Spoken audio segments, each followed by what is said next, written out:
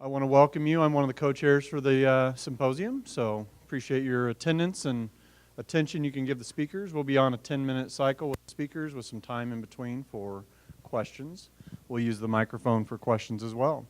But we'll invite Dr. Wilson down to invite you to the conference. Or actually welcome you. You've already been invited, right? There you go. Thank you, Dr. Hauser. Good morning and welcome. We're so happy to see you all here today, and what a great representation of students, faculty, CME participants, Truman faculty and students. It's always great to see you all together here on this weekend for this IBRS conference. I don't know how many years now, Dr. Hauser, 10? So the 10th year, pretty remarkable.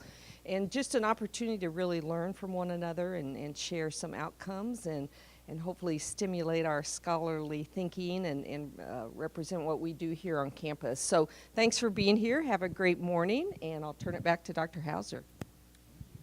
Thank you very much. All right, our first session, our first speaker will be Carly Proctor.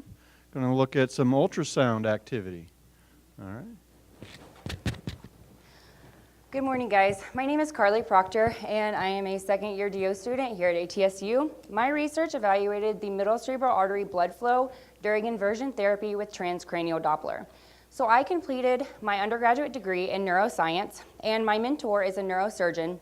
And the use of her with this technology, and as well as the multiple clinical indications of transcranial Doppler, sparked my interest in this study. So before we can even jump into the research, we have to have a basic understanding of the anatomy. So the middle cerebral artery is part of the circle of Willis. The circle of Willis is a system of anastomoses between the anterior and the posterior cerebral blood supply. So a closer look at the middle cerebral artery. As you can see, it branches off the internal carotid artery to travel laterally and slightly anteriorly to supply the lateral cerebral surface. So by placing an ultrasound probe on the patient's temporal bone, one is able to easily evaluate the blood flow through the middle cerebral. The blood flow of the middle cerebral flows out towards the ultrasound probe. This helps me to differentiate between the posterior cerebral and the anterior cerebral artery, as their blood flow flows away from the probe. In addition, when looking at an ultrasound image, I'm able to determine the depth of the middle cerebral, which is found between 35 millimeters and 60 millimeters. So looking at the ultrasound image, I'm able to further confirm that I'm actually evaluating middle cerebral. So there are many uses of transcranial Doppler, and all of these have been backed by pre-existing literature. Most of these indications utilize middle cerebral for their evaluation simply due to its accessibility and its compliance. So this raised the question to me as what happens with cerebral perfusion as the position of the body changes. So therefore, there are many indications that actually require the patient to be in Trendelenburg position, such as surgery or with using inversion therapy as a therapeutic tool. So inversion therapy is commonly utilized in sports medicine and in people for back pain over the age of 50. Although it's widely used, it has not been widely studied on its efficacy and its effects on the hemodynamics. So it has been proven to cause retinal detachment, central retinal vein occlusion, progression of glaucoma, and increased intraocular pressure. So therefore, it's recommended to utilize with caution in patients with a history of ocular pathology. So this raised the question to me as what does inversion therapy do with cerebral perfusion? So the goal of my study was to assess the hemodynamic changes of the middle cerebral artery blood flow and pulsatility in supine versus inverted position using transcranial Doppler. In addition, blood pressure and pulse with each subject was taken prior to and after inversion, as well as optic nerve sheath diameter and internal carotid artery Doppler. So pulsatility index is how transcranial Doppler evaluates the blood flow going through a vessel. Pulsatility index provides a normalized average blood flow velocity as it goes through the vessel and correlates with the resistance encountered in the cardiac cycle. So therefore, pulsatility index is the best thing to evaluate the hemodynamic changes that are occurring within a vessel. This study included 32 young, healthy individuals. The middle cerebral artery was evaluated prior to inversion, during inversion, as you can see in this image, and following inversion upon returning the patient to supine position. From here, I was able to take various measurements with the ultrasound machine. The peak systolic velocity, which would be measured from approximately here, the end diastolic velocity, and from here I was able to calculate the pulsatility index, which is the most important of my study. So the results of this study showed that the middle cerebral artery blood flow changes significantly during inversion. The pulsatility index, which is represented in this graph, was decreased from a mean of 0.97 prior to inversion, as you can see here, to a mean of 0.88 during inversion. And of interest, it actually did not increase back to baseline following inversion therapy. So the middle cerebral artery, the end diastolic velocity remained unchanged in all three positions.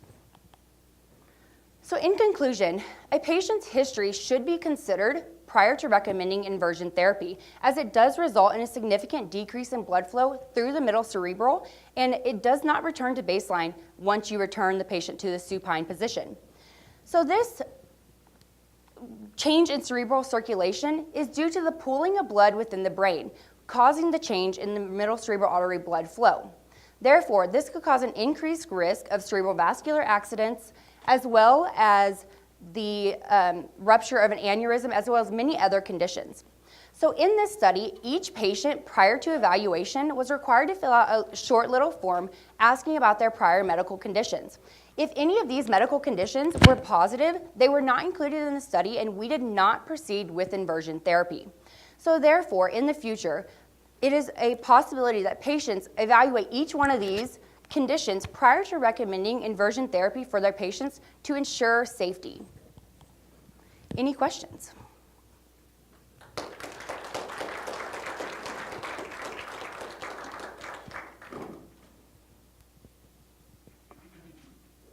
Come on, guys. You have some.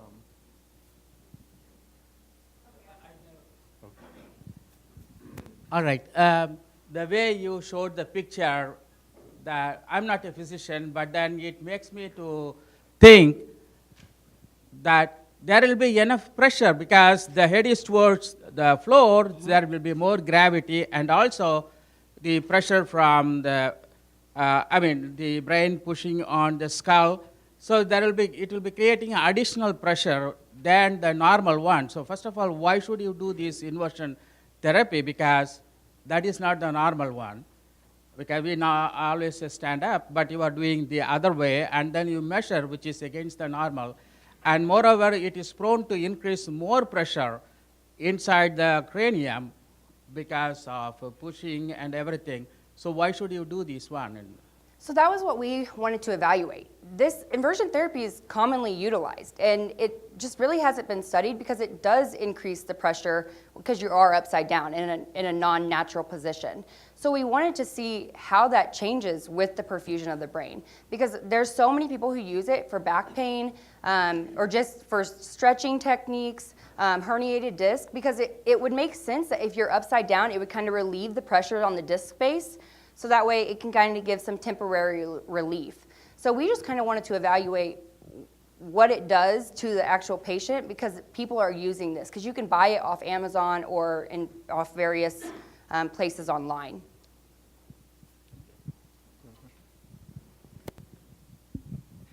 So I'm curious how long it takes the pressure actually to reach its baseline after the inversion therapy. Yeah, so that's a great question, and that is something that we potentially can look at in the future. We actually, after we got these results, we didn't realize that it would not return to baseline. So once the statistical analysis was completed and we found that out, that was something that we kind of had that question too. Because after inversion, there was a minimum of probably 5 minutes with the patient returning to the supine position. So because they also had their blood pressure taken and were reevaluated prior to laying back down and we remeasuring with transcranial Doppler. So at minimum 5 minutes, it still didn't even change. So that's something that we could consider in the future, trying to see how long it actually takes to return to baseline. The question I have is, now inversion tables have been around for a long time, and Did you find anything in the literature about incidence of ruptured aneurysms? I know you mentioned ocular complications. Yeah, so there was several, we have probably over 50 papers that have talked about the problems that can occur. I know that we had really focused on the ocular part of it, but I know that it had also been proven with increased intracranial pressure. But this is something that we want to later evaluate in future studies, simply because we wanted to first see what the middle cerebral artery blood flow did, and then later go back and evaluate intracranial pressure. Because the only way to currently to evaluate intracranial pressure is through invasive procedures. And so ultrasound is being utilized and being now used for that, but it's in the development stage. Well, this is our last question. We can also address questions at the poster session as well, so if you want to continue. So, did any of your volunteers experience any symptoms or changes hemodynamically? So, sorry, the blood pressure of the patients remained, it didn't show any significant changes. And this was reported in a different poster as well. But the internal carotid artery end-diastolic volume did change, but blood pressure and pulse did not change significantly. We had a couple patients say that they were maybe a little bit lightheaded, but nothing that was alarming or that was significant and consistent throughout. Most patients handled it just fine. All right. Thank you. Very good. Now you learned something about dress shirts. No, you're good. No, we'll take care of it. All right. I'm going to clip that, maybe to your lapel. There you go. Unmute it, and you can stick it to your pocket. Hold it. I have small pockets.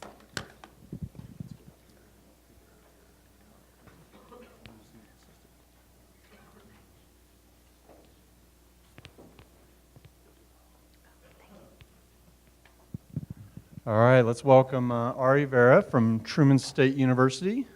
And she'll be, well, I'll just let you to the title. I don't want to butcher it anyway. Hi, my name's Ari Vera, and today I'm going to be talking to you about determining the viability of calpain inhibitors as drugs for Alzheimer's disease, and I'm going to be doing that using computational simulations.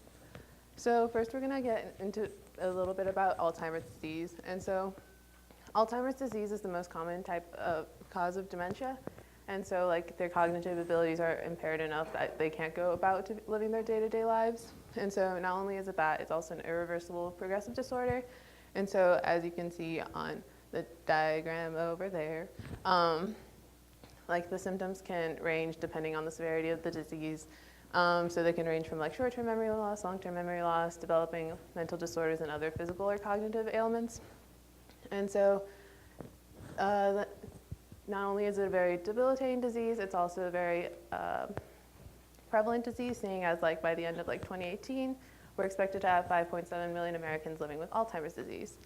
And so there's currently no cure for Alzheimer's disease. There's only ways of managing it. And one of the reasons for that is because we don't know exactly what causes it yet, because it could be a variety of factors.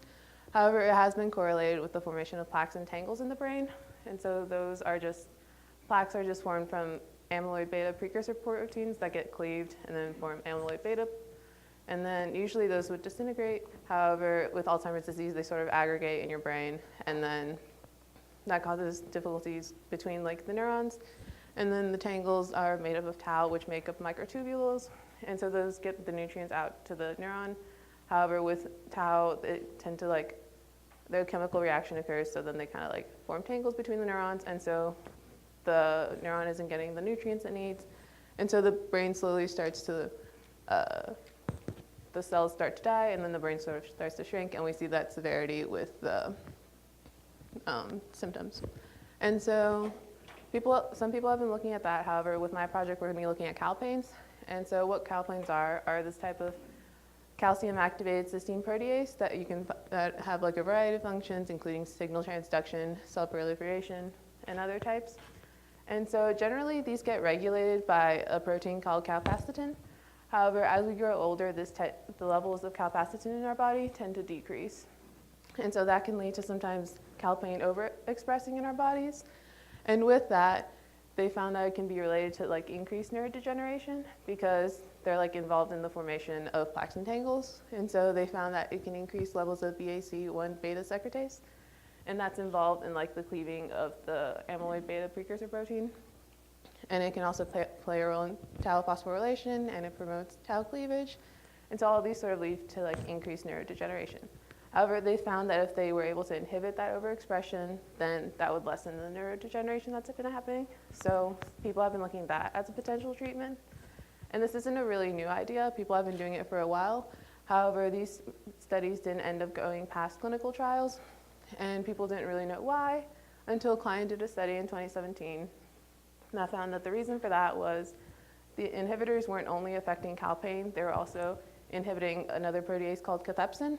And whenever that would happen, it would lead to side effects such as immunosuppression. And so Klein in his study, and my study as well, is aiming to discover new potential and highly selective calpain inhibitors so that they'll only inhibit calpain and not cathepsin. And we're going to be doing that using computational simulations. And so now we're going to go a bit into methods and explaining computational simulations a bit. And so basically you start with docking, and this is PyRX, which is a drug screening type of program that we use. And basically it just takes a protein and you tell it where the active site is, and then it'll bind your ligand to like different conformations on the active site, and then it'll give you a binding affinity value, which will show like how well it's binding to the ligand, like the protein ligand, like how they're interacting. And so like the more negative that value is, the better those interactions are. So we just pick a conformation and then that we want to simulate. And so then we get into like making it not be a static molecule, because when we get it, it's in a PDB form, so it doesn't have any charges, it doesn't have any hydrogen, it's not really doing anything. So then we go through minimization, heating, and equilibration, which adds charges, adds hydrogens, makes it like stable, it adds energy into the system, so it's like at the temperature you would expect it to be, and then you make sure it's stable, and then you let it go, and then you get the movies we're going to see later on. And so after you do that for about like a microsecond, you're going to analyze it, and then we use MMPBSA, which is a Python program, and that's going to calculate things such as delta G, or the binding affinity value we had mentioned earlier, and it can produce graphs such as the one you see right here. And basically what you see with this graph is that it's really like there's not any like huge ups and downs, and that basically just means it was stable and in the active site the entire time. And it can also give you the per residue free energy decomposition, which basically just tells you what amino acids were interacting with the ligand with the protein the most, which is what you see up there. And so now onto my project. So the first part of the project, we picked 3 inhibitors from the Klein paper that they thought were highly selective. And so the ones you see here are the high selectivity ones, so they were binding better to calpain than they were cathepsin. And then the other one's the low selectivity one. And basically we were just going to simulate these and analyze them and use them as controls for our experiment, so then we could find better inhibitors than those. And so I started this project in the summer, and so this is from then. And from here you can see what you would expect to see from the literature. And so you can see that calpain has a better binding affinity than cathepsin did, since it has the more negative values. And they have like decently large differences between their delta G values. So that was really promising. And so we ran the simulations through the summer, and we had to make some changes to it, so because the values weren't coming out as what we thought. And so now we're going to what I did in this semester. And so here's the high selectivity inhibitors with calpain, and it looks really uppy down and not as stable as I had mentioned earlier, because like as you can see, the times weren't as long as the other one. These are only 100 nanoseconds and 300 nanoseconds. And so the good thing about this was that they were actually staying on the active site the entire time. The other one looks intimidating because it like wasn't interacting with the amino acids at the moment, but then it was, so we're good. But they were staying on the active site, which is the important part. And so on this movie, the purple ribbon you see is the calpain, and then the inhibitor is and then the inhibitor is in the middle, and it's interacting with an amino acid. And so basically you're just going to be seeing like momentary dipole interactions between them. And that the important part is it's staying in the active site. And so with that, we also saw on cathepsin that they were like on one of the, it was binding to the high selectivity one, but not the other one, so that was good. But we still have to see how the results turn out. So that's an ongoing process. And so now we're on to part 2 of the project, which is where we're going to be looking for new inhibitors. And so first, we're still going to have to like get the controls to like work. And so with that, we want to find like average delta G values. That means that it's binding really well, as well as figuring out like what parts of the structure are making it bind better to calpain than cathepsin. And so once we do, right now we've already docked that like 700,000 compounds. And from that, we've just picked the most promising inhibitors that we're going to simulate and then analyze. So when I mean promising, I mean we picked the ones that had really high values for the calpain binding affinity, or that they had big differences between their delta G values. And so we've had a few of them that have been promising, like these two that had similar structures to the inhibitors you saw before. So that's probably a correlation there. And this is one of the inhibitors that had worked. And so here you're just going to see the inhibitor there, which is the lighter blue color interacting with 4 other amino acids. And it's just going to stay at the active site the entire time, which is great. And it also has a decent docking score, that initial docking score as well as the docking score after MMPBSA. And so this is promising, and we just need to simulate it for more time, as well as docking it to cathepsin, or simulating the ones for cathepsin later. And so my future work would just include continuing to simulate the different conformations and seeing how that turns out, as well as doing the same for the zinc database ones. And then eventually we're going to start modifying it, so seeing if, starting off with the zinc compound, we can add like another nitrogen group or like another ring, and seeing if that like stabilizes it more and makes it bind better to calpain. And then exploring additional data sets is also something we would like to look at in the future. And so I'd like to thank Dr. Bill Miller and the Miller Research Lab for all their assistance, as well as the McNair program for financing it, and the Truman State University for its resources. Any questions? And thank you for listening.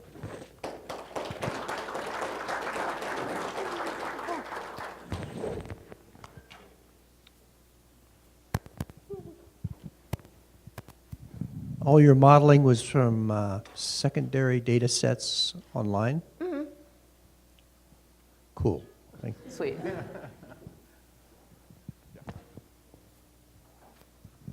So it looks pretty interesting. I have a question. So how you deal with the issue that when you do this docking system, as you have 700,000 compounds, which shows some sort of promising binding, but then when you do them in an experiment, there's a lot of perturbation that occurs because of the solution buffers, and you may end up with a 0 compound or 0 drug practically binding. So what you do in that case? And because I have seen that that's what happens. Mm-hmm. So how are you going to deal with that? Because once you deal with a program, you have so many compounds, but when you actually start dealing with them in solution, a lot of perturbation occurs and they don't bind. Mm-hmm. So how you deal with this? Not gonna lie, honestly, I haven't thought of that far ahead. But I feel like that would just have to be a lot of trial and error stuff and seeing if it works, and if it doesn't, like, there will be like more options to explore if that one doesn't work, I guess. I'm not entirely sure.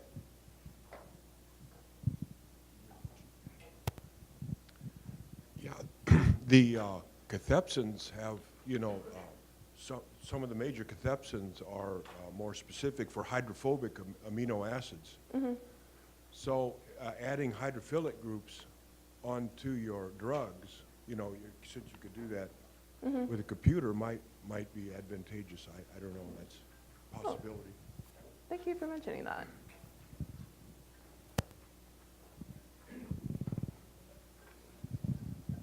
One thing you also have to consider is the cellular compartments that these different proteases are in. For example, if any of lysosomal, the lysosome is extremely acidic compared to the cytoplasm. So the pH environment is going to change what's going on a lot. So certainly be sure if when you're comparing them, you're comparing to where those proteases function rather than the pH of a normal buffer solution. Okay, thank you. All right, we'll move on to our next speaker. Thank you very much, Ari. Brandon,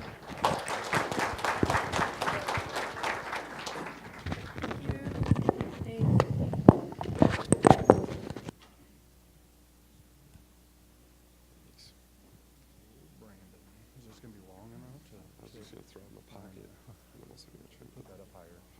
Yeah, we want to hear you. Is it on right now? It is muted. I'll help you with that in a second. Let me get your PowerPoint up. Yeah, laser pointer there, but the top of the clicker has, okay, yes. Yeah. What do I want to do, Brandon?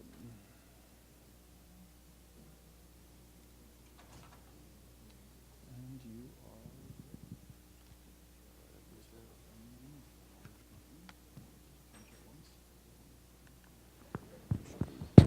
Thank you. All right, let's welcome Brandon Motzel. He's a second year, and I failed to say that for Carly as well. She's a second year medical student, the first speaker. Brandon as well, and Ari was from Truman. All right. Hello, everybody. So we are studying the force and neural activation and how it determines blood pressure response to static contractions. So we'll start with everybody pretty well accepts that blood pressure increases with physical activity, muscular activity.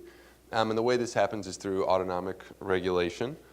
So you get parasympathetic withdrawal and sympathetic stimulation, which alter your heart rate, stroke volume, and vascular tone. So heart rate and stroke volume increase, and generally throughout the body you get a vasoconstriction. But in places that need an increased blood flow, say an active muscle, you have local metabolites that actually help vasodilate. So you get more blood, oxygen, things that the muscle needs to that muscle. So previous studies have said that the cardiovascular response is due to central and peripheral inputs.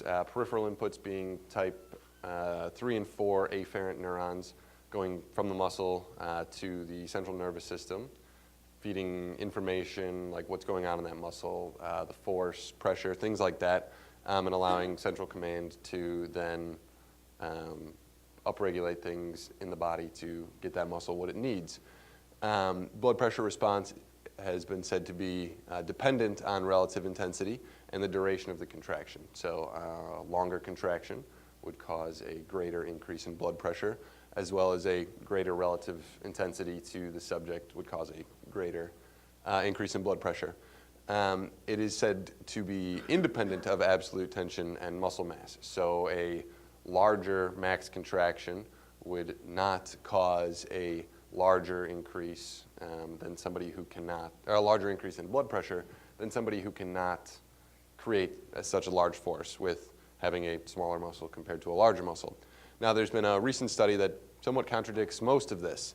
In the recent study, they said that they're getting different blood pressure responses with the same relative tension in different patients. So some sort of submaximal relative tension is causing different amounts of blood pressure increase in different subjects, saying that it is dependent of absolute muscular strength, which is different than previous studies before, saying a larger muscle will end up causing a larger increase in blood pressure.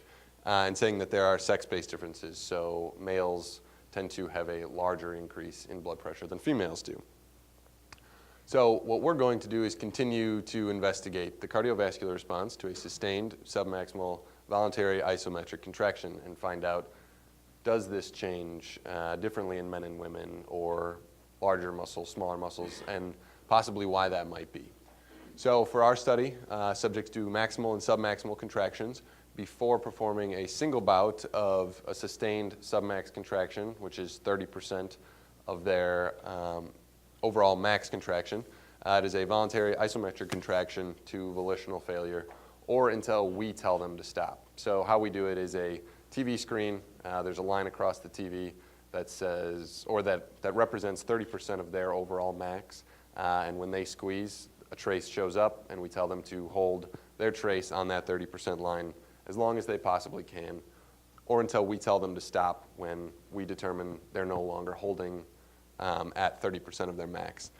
Throughout the bout, blood pressure and a lead-2 ECG are collected. So this is the force dynamometer that patients squeeze, and we put surface EMGs over the flexor carpi radialis, flexor carpi ulnaris, and flexor digitorum profundus. And the reason profundus is down here is because that's where the muscle is externalized. So we know that it runs here, but if you put another EMG there, there's no saying you're not getting data from all the muscles that lay over it. So this will give us the cleanest data there. The EMGs are bipolar electrodes, run at 1,000 hertz, bandpass filtered, rectified integrated, and then normalized to the max. So for our results, we see the men are represented there with the black dots, women with the red dots, and men had an average greater max contraction than the women did, so their average 30% contraction throughout the bout is greater than the women. But we see for all the bouts, 30% of their max contraction is maintained. So force does not change throughout the entire bout, and that'll be important. If you look very, very closely, yes, this line does slant down very, very slightly, but these data points at the end are what I was talking about. When the patient can no longer hold the 30%, we tell them to stop. So here we see the changes in blood pressure for both men and women. Men start with a higher systolic and diastolic than women, but we see throughout the bout comparable increases in both men and women in both systolic and diastolic pressures. So that is conflicting with the most recent research that has said men's blood pressure increase is greater than women's. Now, even though they start higher, we end up with, like I said, a comparable increase there. So here is data from the flexor carpi radialis. We've got the EMG data here, increasing throughout the bout. And here around 50 seconds to a minute, we see an increase in the EMG data. And then here again around 2 minutes, a much greater upswing. And what this represents is an increase in motor unit recruitment and therefore an increase in central command. So we also see increasing with this increase in central demand is blood pressure. These data points represent increases in systolic pressure. So we said before that force is not changing, so there is no increase in force to increase the blood pressure. It seems to be following the increase in central command motor unit recruitment. Likewise, we see perceived effort following the increase in central command motor unit recruitment, which again goes along with the blood pressure. So this is the same EMG data for the flexor carpi radialis, and here we see the perceived effort from the subject. So throughout the bout, we would ask the subject to rate their contraction on a scale 1 to 10, and most started around the 30%, and by the end of their bout, we're all up at 10s. So in conclusion, we see blood pressure and heart rate response to static contractions was similar between men and women. We showed that the blood pressure, even though it started higher in men than women, increased comparably. Now we know our data set at this point is relatively small, but this is what we've been seeing, and we're pretty happy with the quality of the data. So we're looking forward to getting more people in there and seeing how that continues.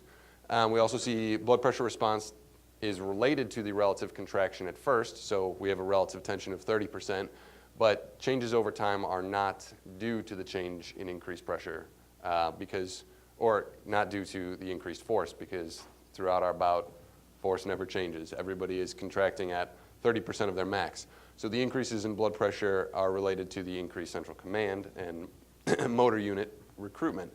And finally, blood pressure response does not appear to be affected by the max contraction or baseline blood pressure. So we had patients with a much larger max contraction than others.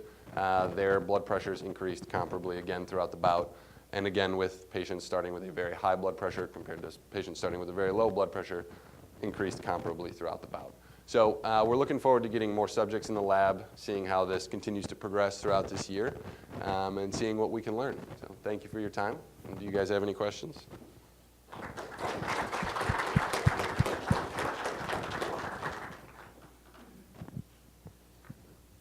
So maybe I missed this, but did you guys control for confounding factors like age, lifestyle, atherosclerosis?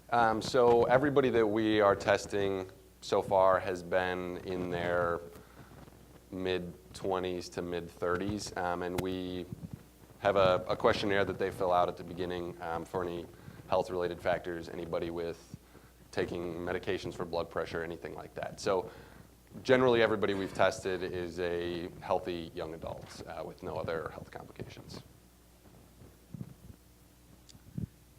When you said central command, what do you mean? Neural input or stimulation like that?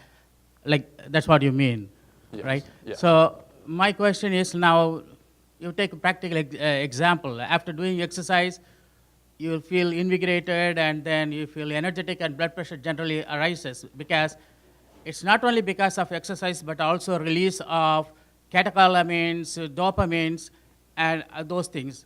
So have you taken into consideration those small peptides like a bradykinin, which again, which causes vasodilation? So those kind of small peptides also may contribute to the increase in blood pressure. Did you look into that? So we've talked about that. That isn't something we are able to study with this setup, but we have talked about how individuals' vascular reactivity with things such as that can vary greatly from person to person. That's not something that we're able to study, like I said, with this study or with this setup, but something we're interested in and potentially looking at as we go down the road. Thank you.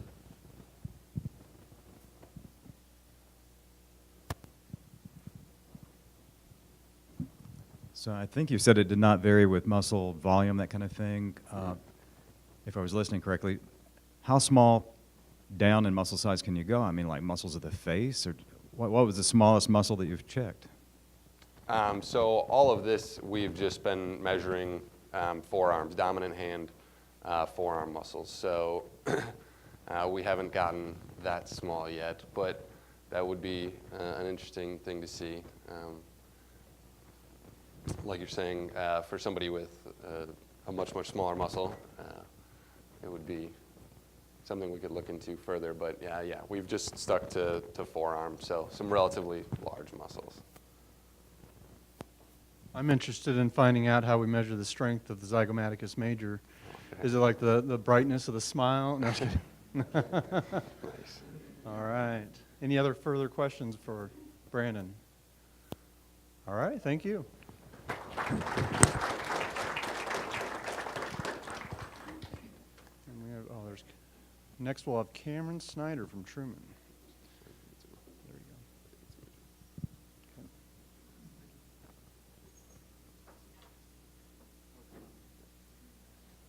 Assume it's muted. What do I do here? Check this out. It's unmuted, so I'll mute it for a second. And I'll just click that. I click it too tight.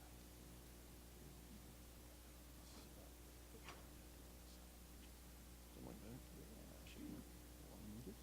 Put that in the pocket or click it too. Put it in here. Perfect. Ready to go? That's your progress. That's a laser pointer if you want to use it. Yeah, but this one's a brighter laser pointer too. It's a little bit brighter. I don't know which one you want to use. This will work. All right. Perfect, thank you. All right, so Cameron Snyder from Truman State. All right. My name is Cameron Snyder. I am a senior biology major at Truman State here in Kirksville. And this summer I had the opportunity to do some research in Dr. Singh's lab as part of the CRDP internship program. The focus of our research was on Staphylococcus aureus, which is a gram-positive bacteria that is characterized by the presence of peptidoglycan in its cell wall, which gives it this purple color in a gram stain. This bacteria colonizes many people, and up to 90% of healthcare workers are colonized by this bacteria, along with 30% of the general population.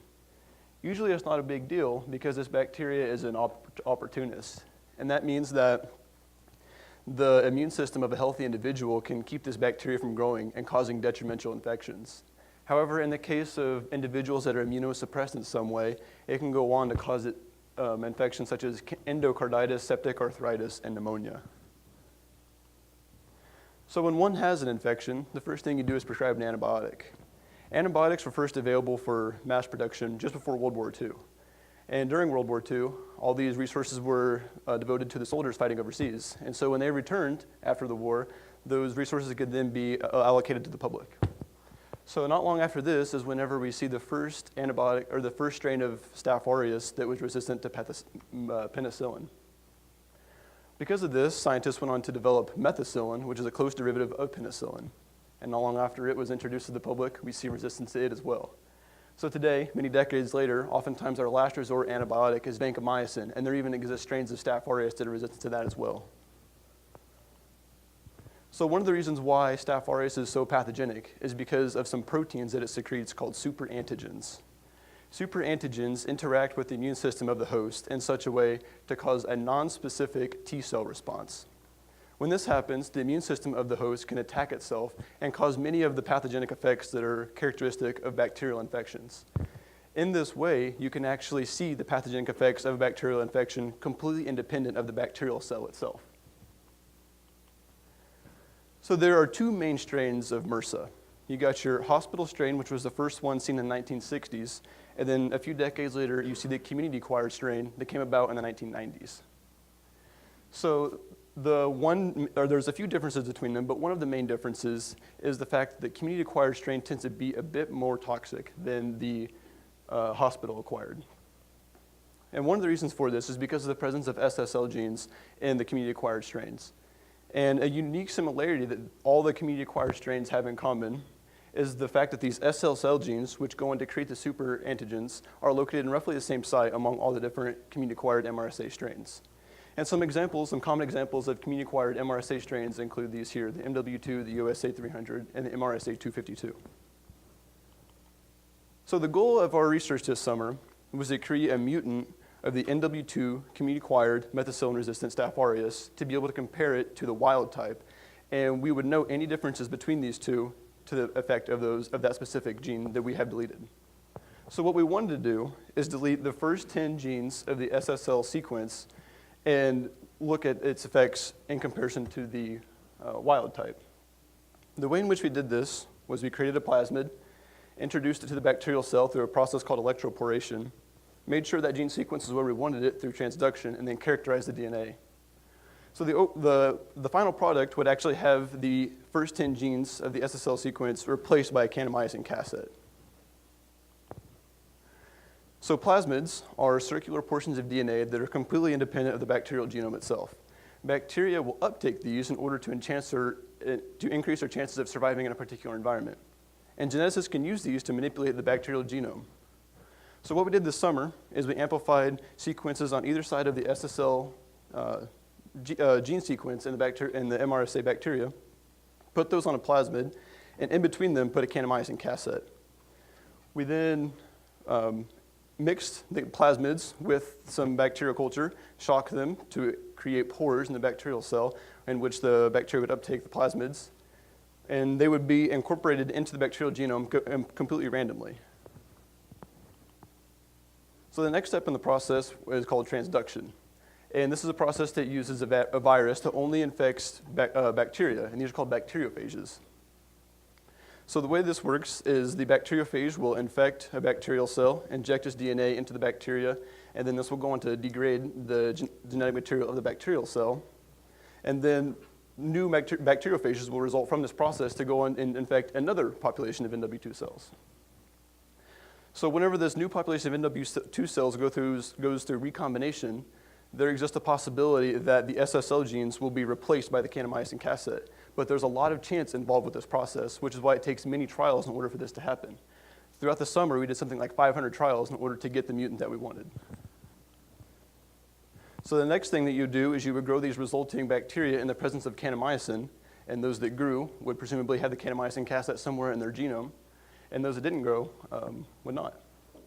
So then we would culture the bacteria that we grew and characterize their DNA. We would do this through PCR, which stands for polymerase chain reaction, and that amplifies the specific sequence of the bacterial genome. And what we were looking for is a sequence of DNA amplified by PCR that was roughly the same size as the Kanamycin cassette that was as a result of either side of the SSL genes being amplified. So that's how we knew we had the mutant when we finally got that. So through the process of creating a plasmid, electroporation, transduction, and DNA characterization, we were able to finally obtain the mutant that we've been looking for. So this mutant specifically was an MRSA community-acquired MW2 strain with the first 10 SSL genes deleted from it. So the next step in the process is going to be to compare this mutant to the wild type and look at any difference between the two and focus specifically on cytotoxicity. And we can attribute any differences in these two to the result of the SSL genes being gone. So work is being done now to take the mutant that we've created and delete the 11th SSL gene, which is outside the sequence of SSL genes that are seen in the MRSA bacteria.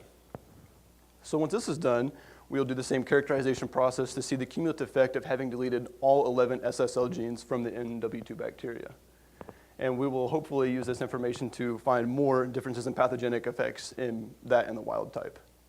So I can answer any questions if anybody has any.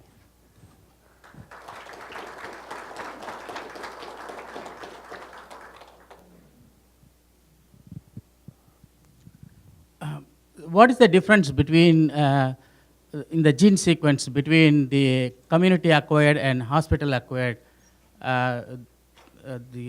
bacteria? What is the difference? As far as the actual characteristics of the gene sequence itself, I'm not sure, but the one difference that I do know for sure is that the community-acquired tends to be a bit more pathogenic and a little bit more easy to treat, whereas a hospital-acquired tends to be a bit less pathogenic but a bit more resistant to antibiotics. But in terms of gene, you are not aware of? Oh, I'm not sure. Okay. I'm not aware Now, of that. the other question, I'm really confused. Maybe I didn't get the point very well.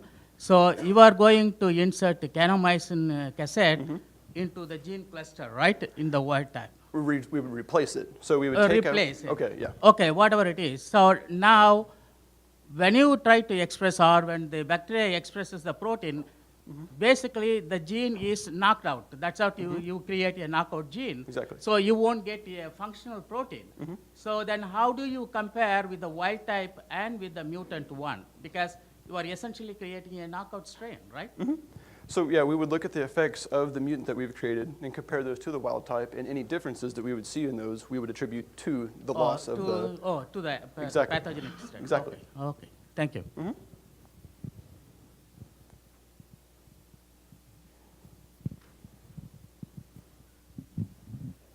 The process you're using, having to go through so many different transductions and all that to get the one you want, have you considered using something like CRISPR, which is much more directed and should be able to do this much more quickly? I have not. I wasn't aware of that process, so maybe that would be something to look into in the future. Might be one, because that's very good for directed gene replacement. Gotcha.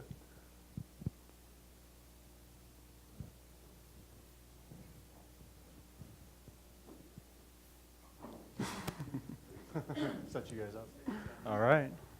Thank you very much. Good job, Ken.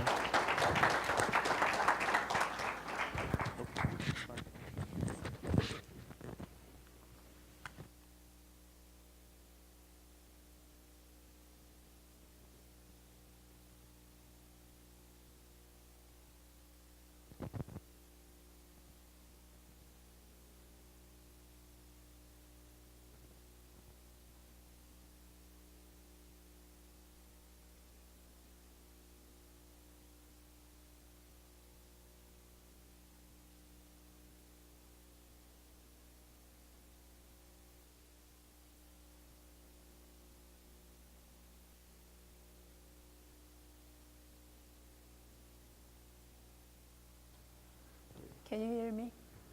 Okay, good. No, I don't have to. Okay. So we have Dr. I turned off. We have Dr. Kim Hahn. Hello, good morning. Today I'm going to talk about a little bit work for past 10 months. Since our lab is interested in the role of the voltage-gated sodium channel in the exercise pressure reflex. Earlier, Brandon talking about the response to the exercise in the macro view. Our project will show little micro view of that response. Exercise pressure reflex is arising from the contracting the skeletal muscles and relaying information to the CNS. It's leading to the increased synaptic nerve activity and blood pressure and heart rate. The relaying the information is through the muscle afferent nerve. Muscle afferent nerve, there are 5 different groups of nerve, and group 3 and 4 are responsible for this reflex. And group 3 is thinly myelinated, and group 4 is unmyelinated nerve. We are specifically interested in group 4 in this project.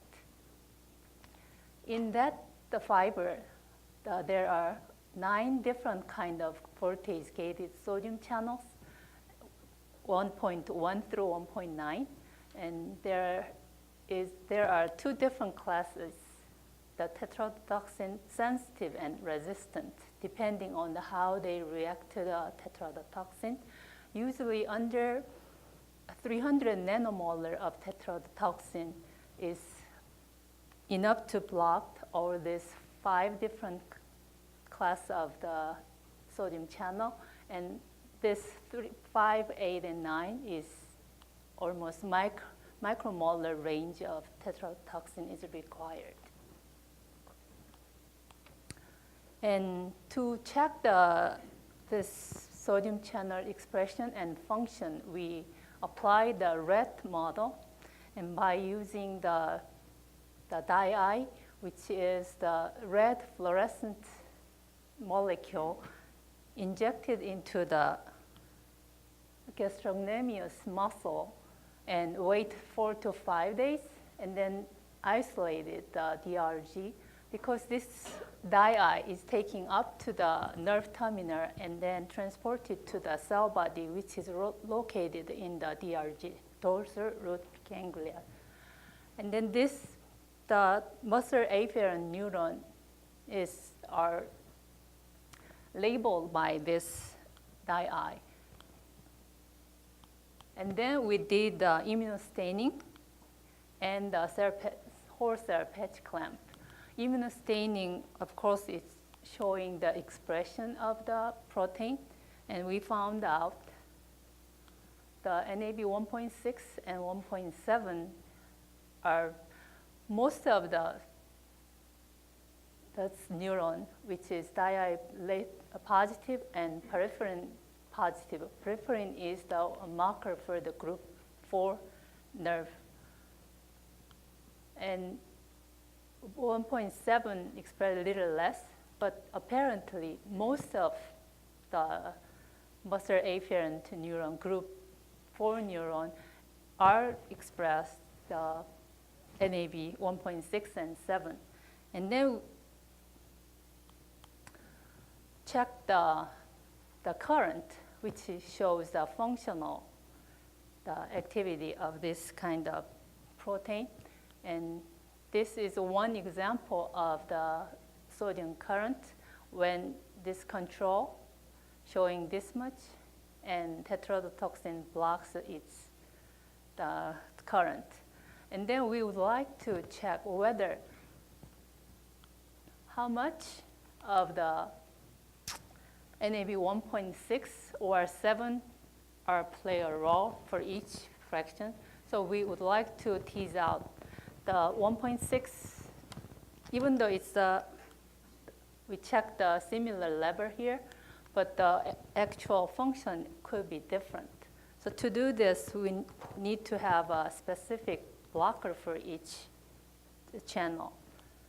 So there are actually many blockers are available, but the specificity is not there yet because of the homology between these 2 proteins.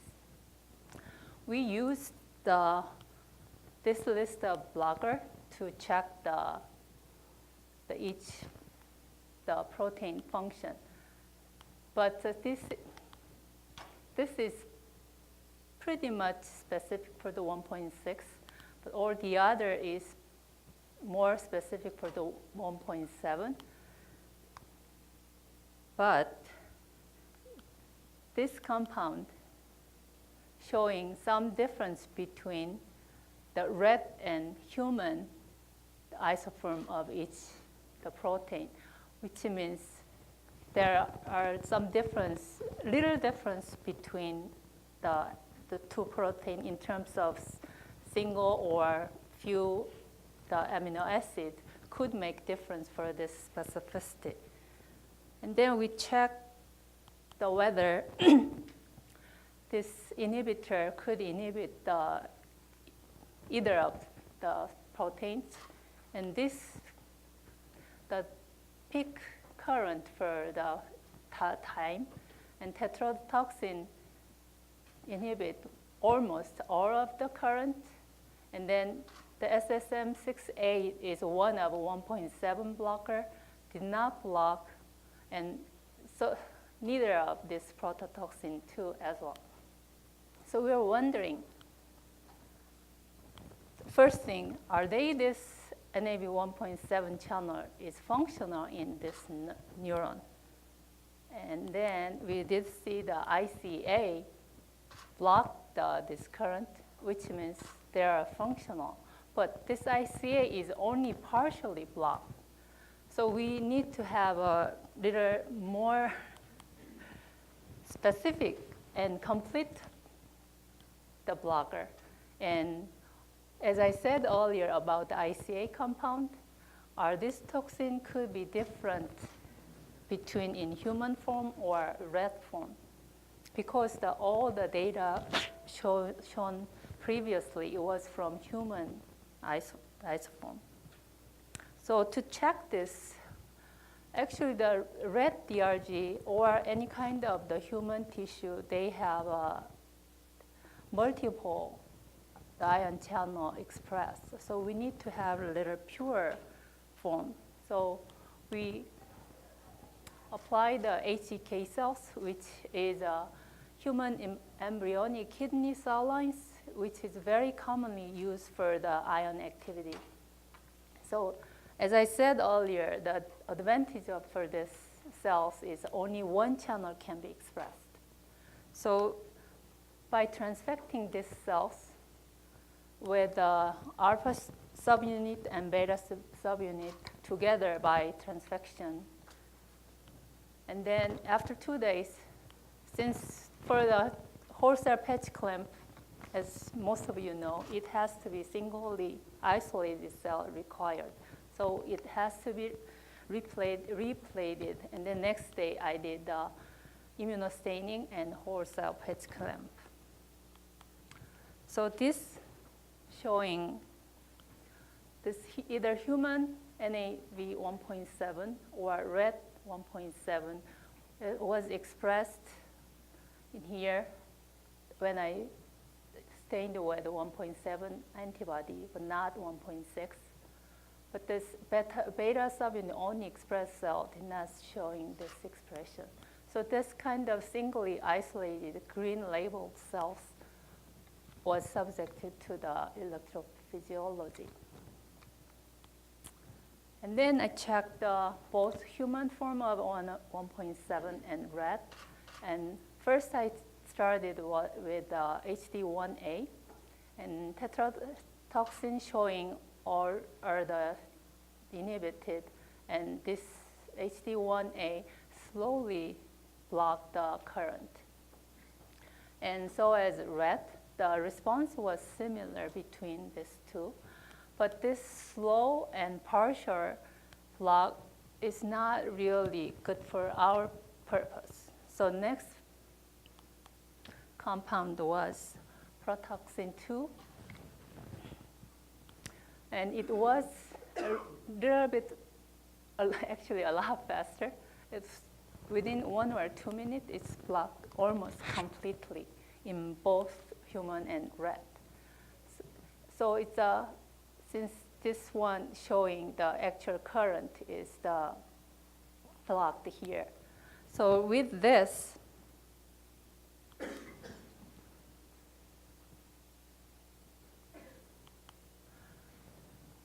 so it's the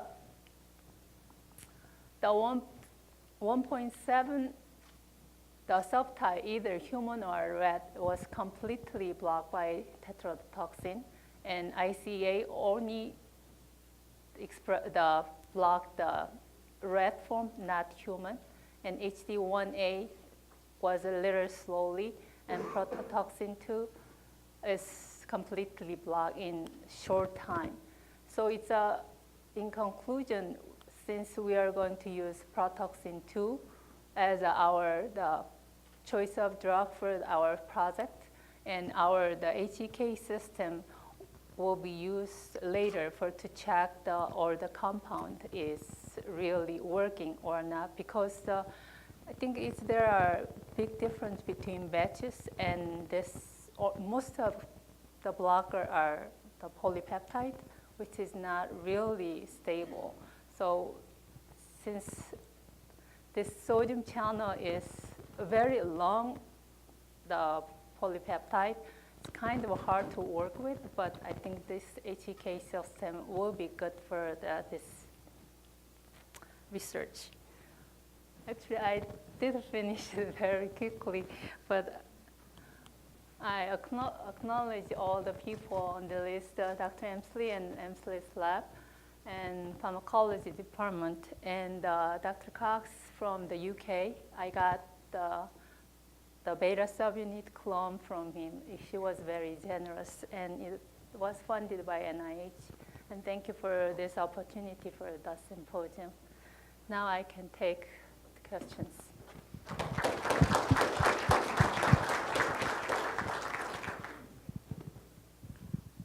So in the final summary, you showed the difference between the rat and the human sodium channel, okay? So what is the sequence homology, how far they are conserved? Is there any difference in the sequences between the rat and the human? So you see the differences. Yeah. There are difference in the segment of the ion channel, and actually previously it was shown, and one of the single amino acid is difference between the human. Just one amino acid. I believe so. Okay. And I think mouse form is similar to the human, but red is different from in terms of ICA selectivity. My second question is, like, you initially did with the dorsal root ganglion. Actually, that was done by the previous. Yeah, that's where you didn't see that 1.7 is not active, so you questioned whether it is functioning or not. So you switch over to human embryonic kidney cell, overexpress these two, 1.6 and 1.7, right? Yeah. So any idea why this sodium channel 1.7 is not working in the rat ganglion? Am I right? Or Actually, maybe I did not explain very well. The 1.7 in the rat DRG was functional by using the ICA compound, because ICA was proved its inhibitor for the rat 1.7 only, not human. So since our 1.7 was functional in DRG, but the other, the 1.7 inhibitor, it's been used before, it didn't work. So we're wondering whether maybe this compound also, there's a difference between human and rat. Okay. So there were two purposes for this experiment. One is we would like to pick the right blocker for our actual experiment. The other one is we would like to see whether there are differences between human and rat for other blockers. Is that clear? Yeah, clear. Thank you. It works, thank you.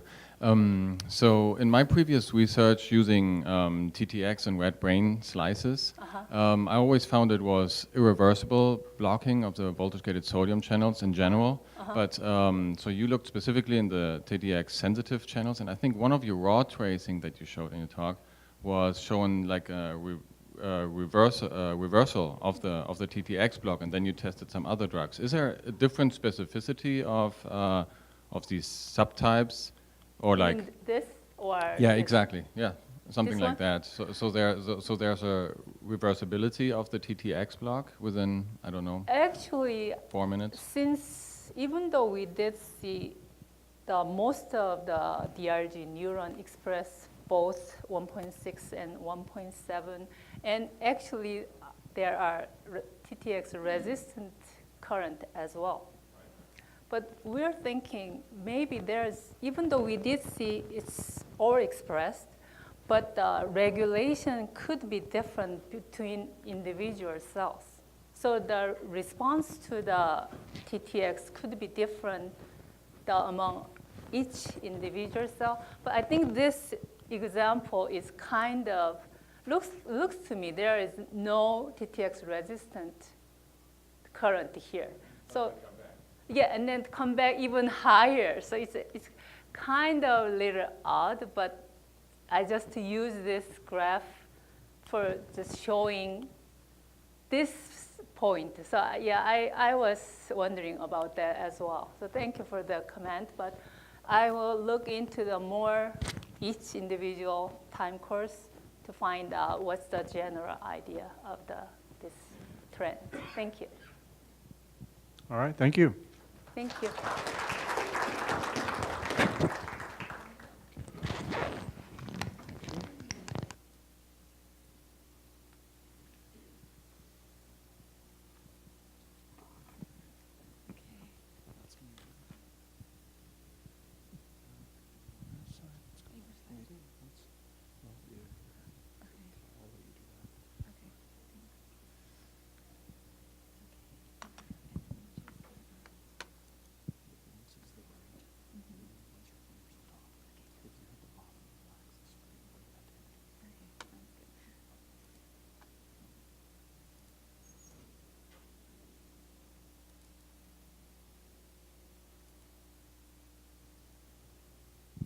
All right, let's welcome Sama Rahim. She's a biomed student here at ATSU.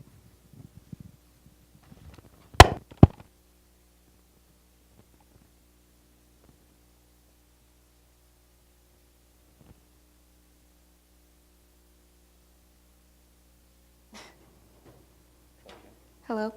Okay.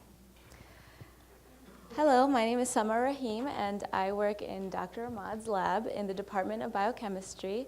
Some of you may know that we work with ATP synthase. ATP synthase is the fundamental means of energy by generating ATP. And today I'm going to be talking to you about the VISIT DG sequence residues and PI binding in the catalytic sites of ATP synthase. And the VISIT DG sequence is a sequence that's of amino acid residues that's in the catalytic site that is involved in ATP generation. So the reason we're studying this is because we want to contribute to the field of nanomedicine.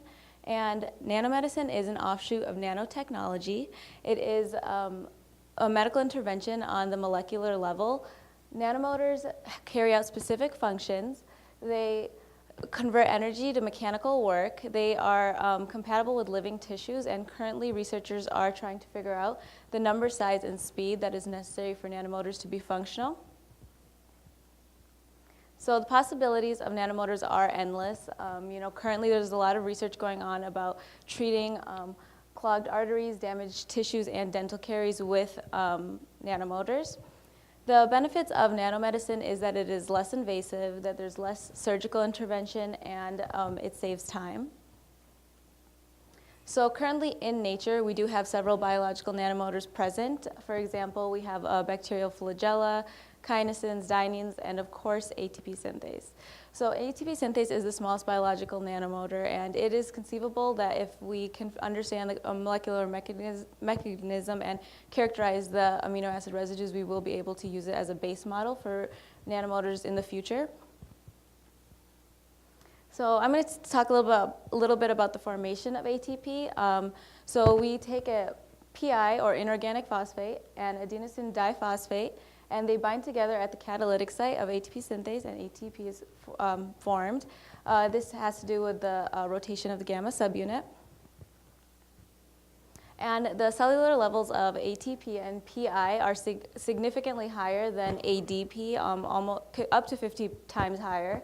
And this is interesting because the binding affinity of ATP and ADP are the same. So the question is, why does ADP bind to ATP synthase while ATP does not? And the answer to that is that there's designated amino acids in the PI binding subdomain which favor ADP, and there's also some steric hindrance that repels ATP. So here we have an image of the ATP synthase backbone. ATP synthase has over 300 binding sites. Currently, our lab was working on the polyphenol binding site, the peptide binding site, and of course, the catalytic site. So here's an image of the catalytic site. You can see that we have the ADP, and this is a sulfate, which is acting as a mimic of phosphate, so an analog, so we could get this crystallographic image. We have some of these amino acid residues that have already been characterized, and right here above the PI subdomain is the visit DG sequence, and you can see it's pretty close by. And the visit DG sequence is unique because it's highly conserved, so it's in a lot of species.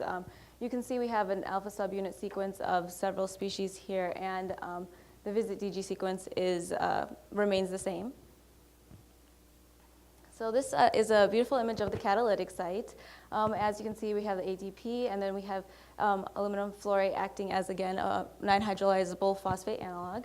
And many of these amino acid residues have already been characterized. For example, this beta-arginine 182, beta-arginine 246, and lysine 155 have been known to create a triangle, which is where phosphate binds. So when this interaction is disturbed, phosphate does not bind. More recently, this serine right here and this arginine have been known to interact. So the hydroxyl group of this serine and the guanylate group of this arginine interact, and they interact, and when this is disturbed, there is no phosphate binding also.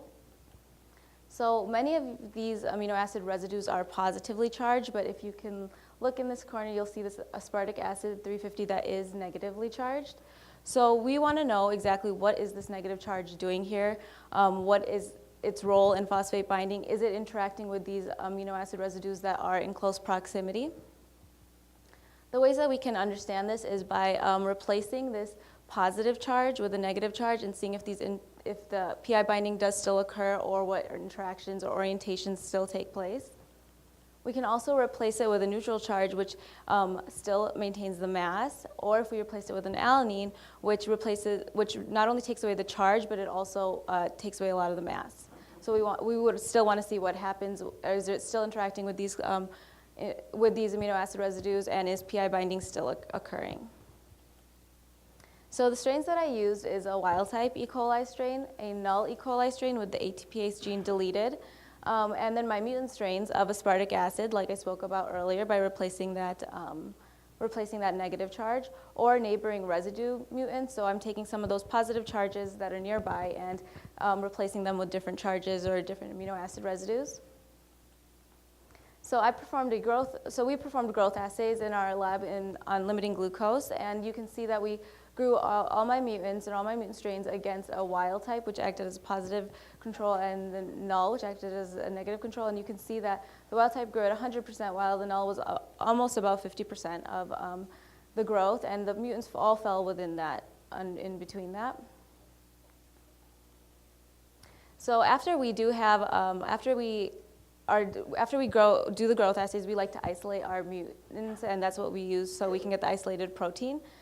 This is a very painstakingly long process, and we start with the E. coli growth, and we grow these strains to late log phase. Then we harvest the cells in the supercentrifuge by spinning it at 9,500 RPMs.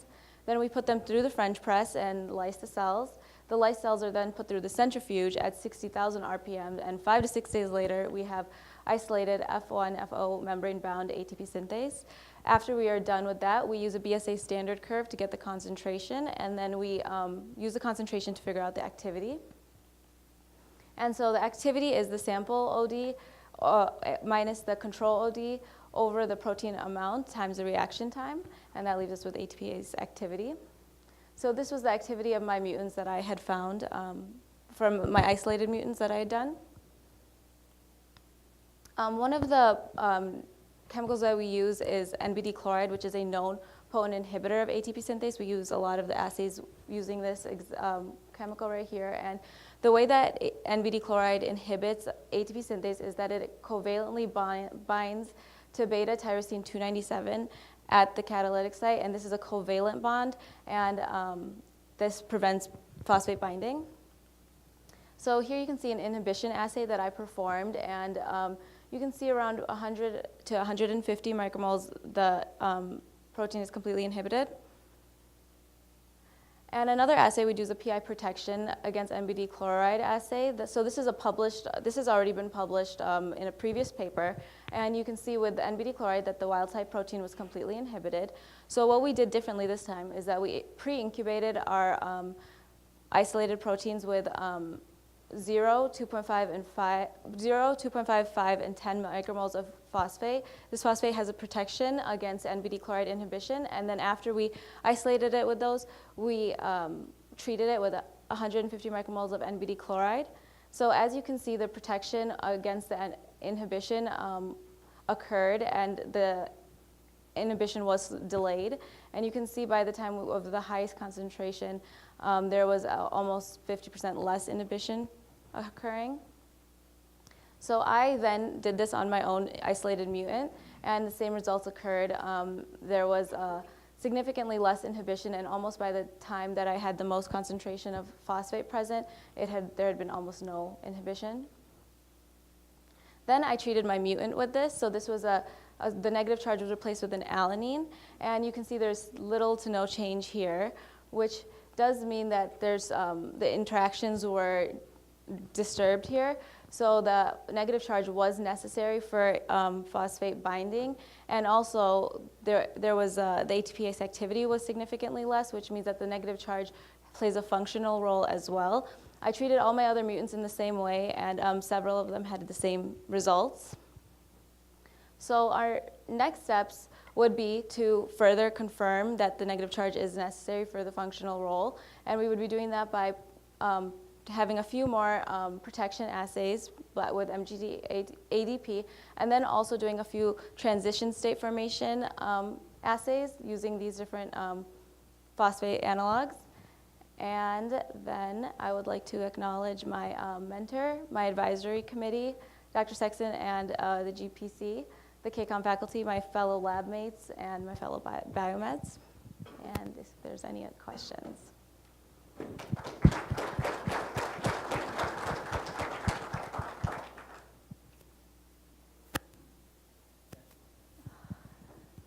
So sometime back you showed wild type and then the null one. In the null one there is no ATPase synthase, right? Yes.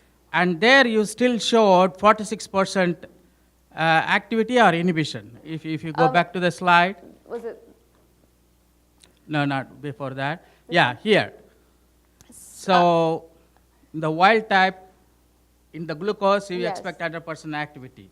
Mm-hmm. But in the null one, where there is no ATPase, still you see 46% activity.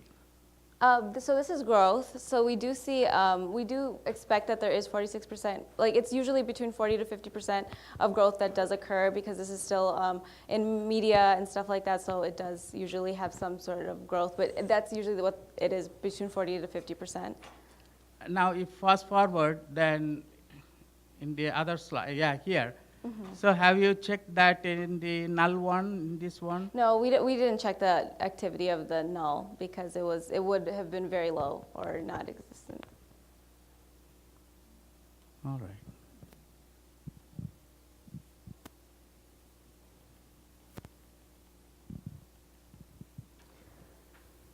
It's like an auction. Don't scratch your nose. Oh, no. All right.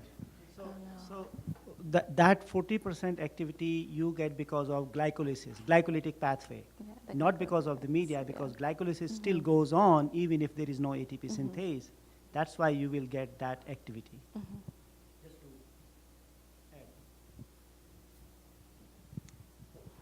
we go.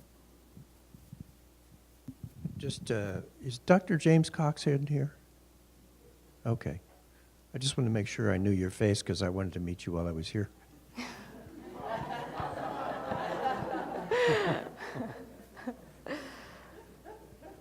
All right. Well, thank you.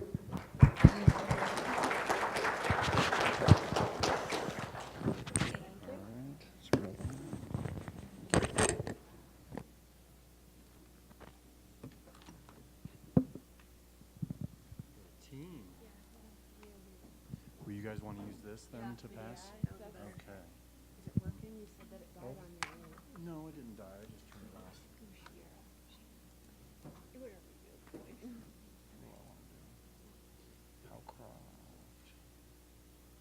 I'll let you guys just introduce yourselves. Yeah, that's forward, that's laser pointer. You can have the second laser pointer if you want. There's a button.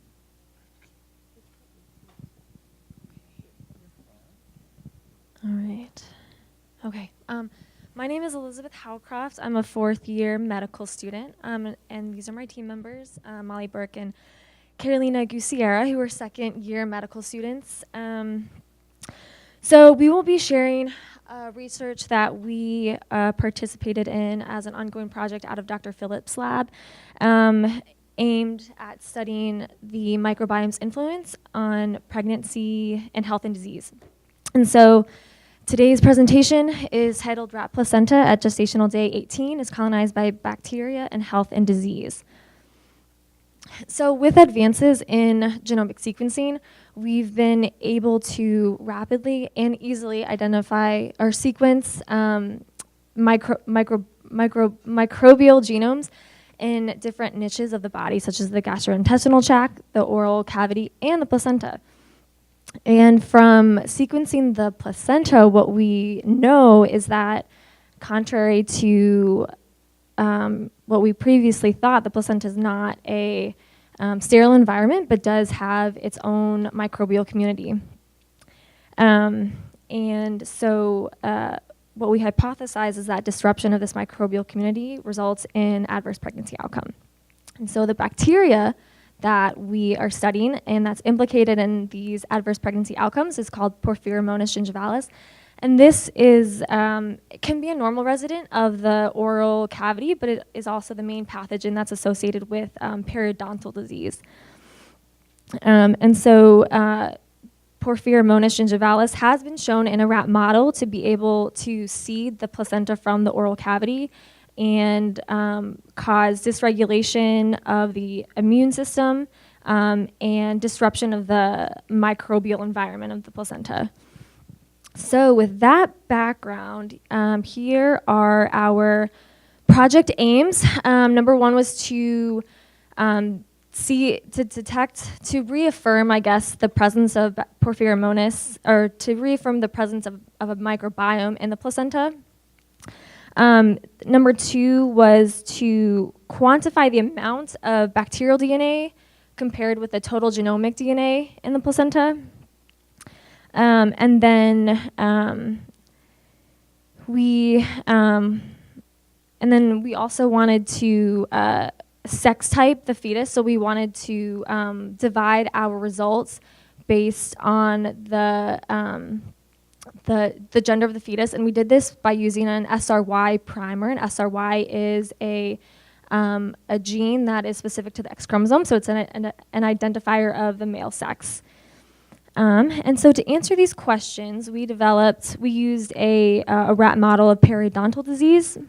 during pregnancy by orally inoculating rats with Porphyromonas gingivalis, and this was done by our collaborators at the University of Wisconsin.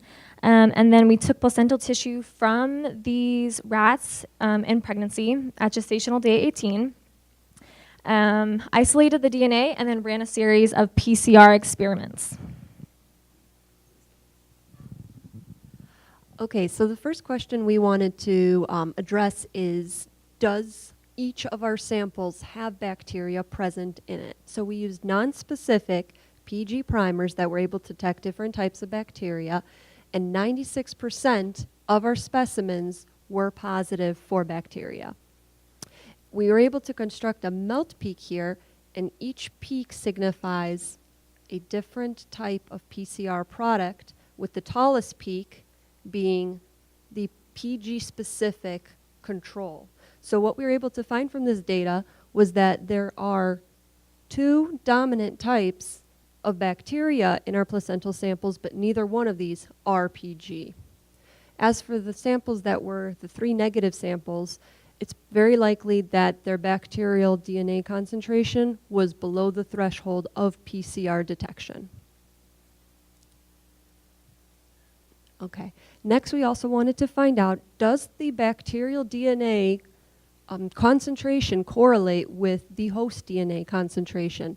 We used 5 known standards with known bacterial concentrations to construct this standard curve.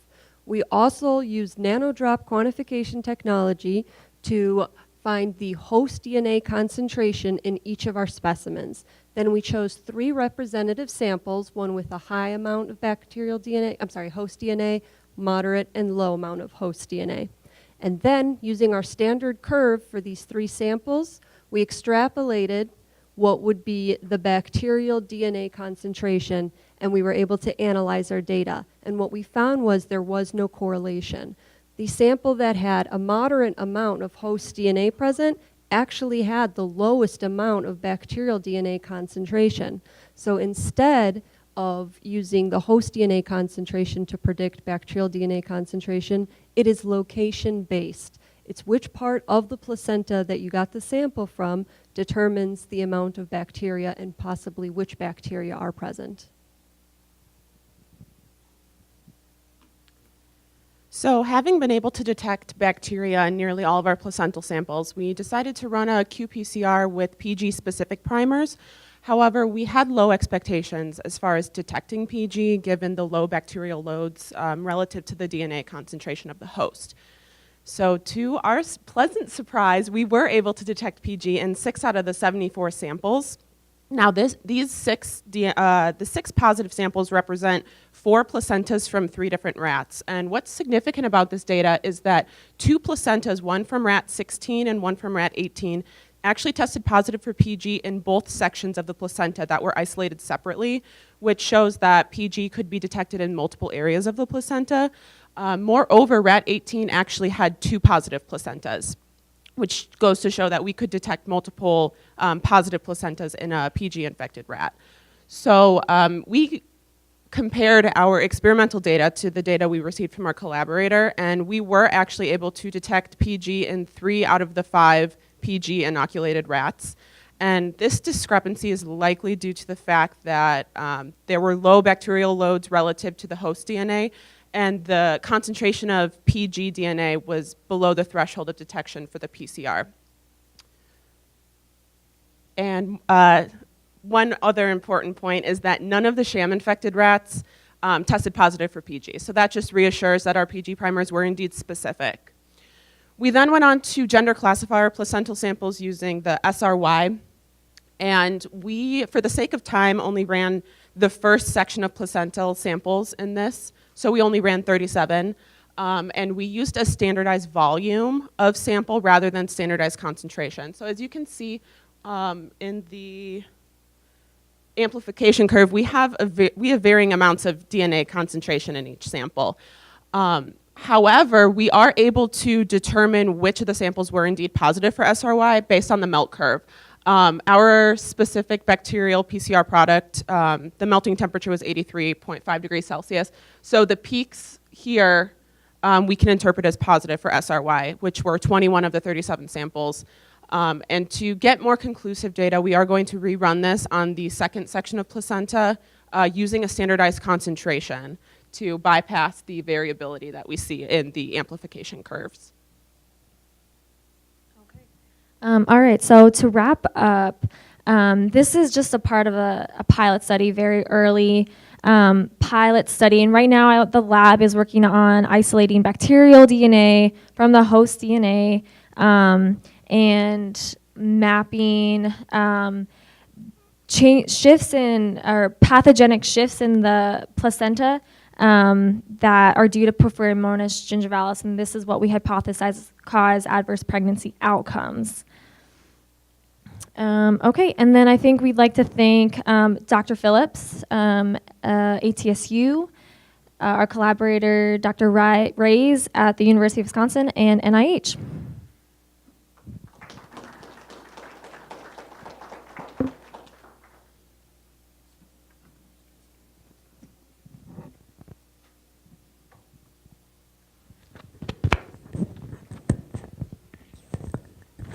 Okay, so I have kind of a weird question, but can rats normally acquire PG? Do they have that naturally? Okay, if not, then how do you know it's going to respond similarly as it would in humans? I mean, I know you have to use an animal to study things, but like... What do you mean respond? Well, that it shows up in the placenta. So it Would has... that be... yeah, so the rat is a great model because they don't have Porphyromonas gingivalis normally in their oral cavity like humans do. And so other research has inoculated rats with Porphyromonas gingivalis in the oral cavity, and they've shown that it does seed hematogenously to the placenta. Does that answer your question?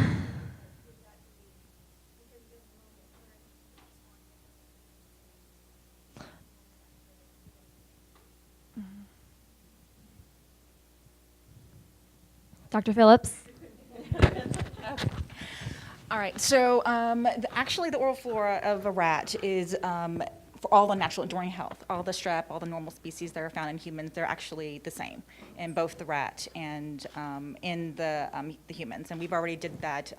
Other biomed student that graduated my lab, we're writing that paper right now. So what we did find is the only organisms they don't have are the periodontal pathogens that we're normally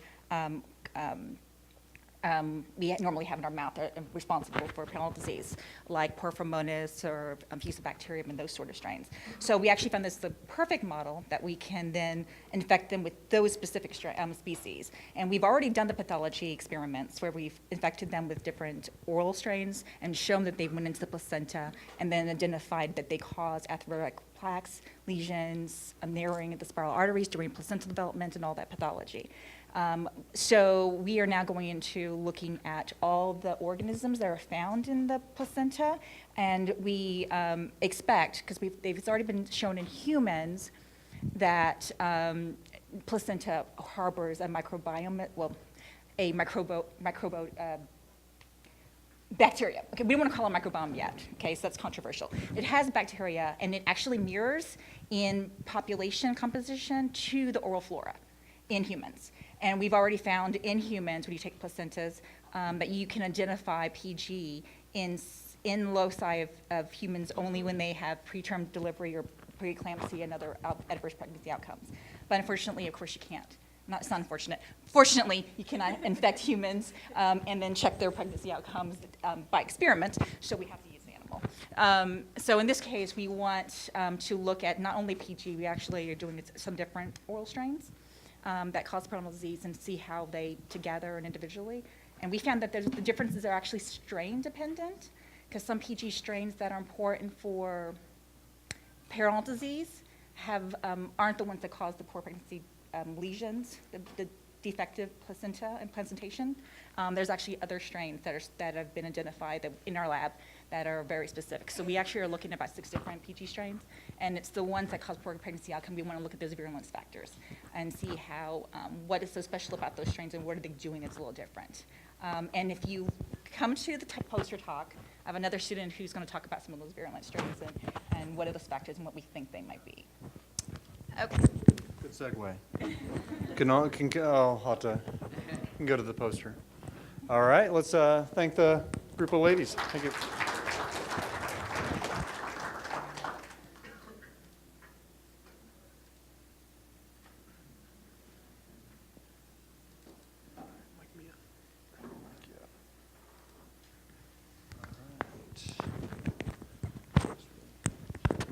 I'm going to stick it at the top.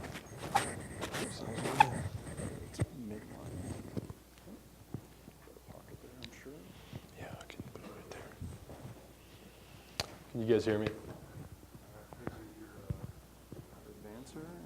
Awesome. Thank you.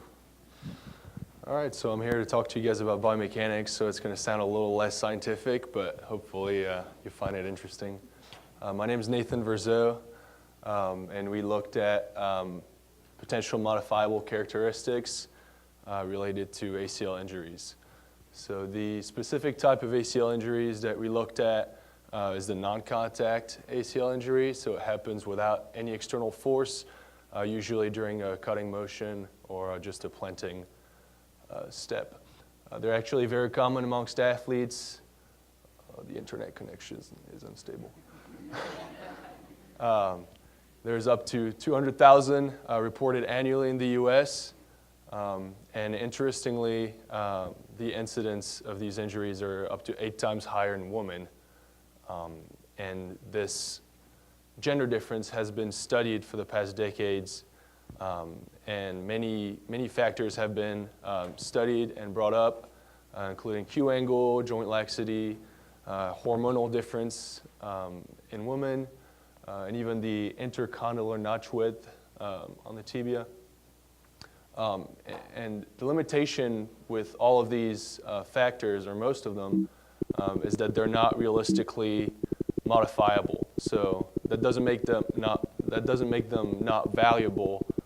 They matter, but we're looking for things that we can change to help prevent this higher incidence in women and even men. So yeah, we need to look for modifiable characteristics that may be involved in this phenomenon.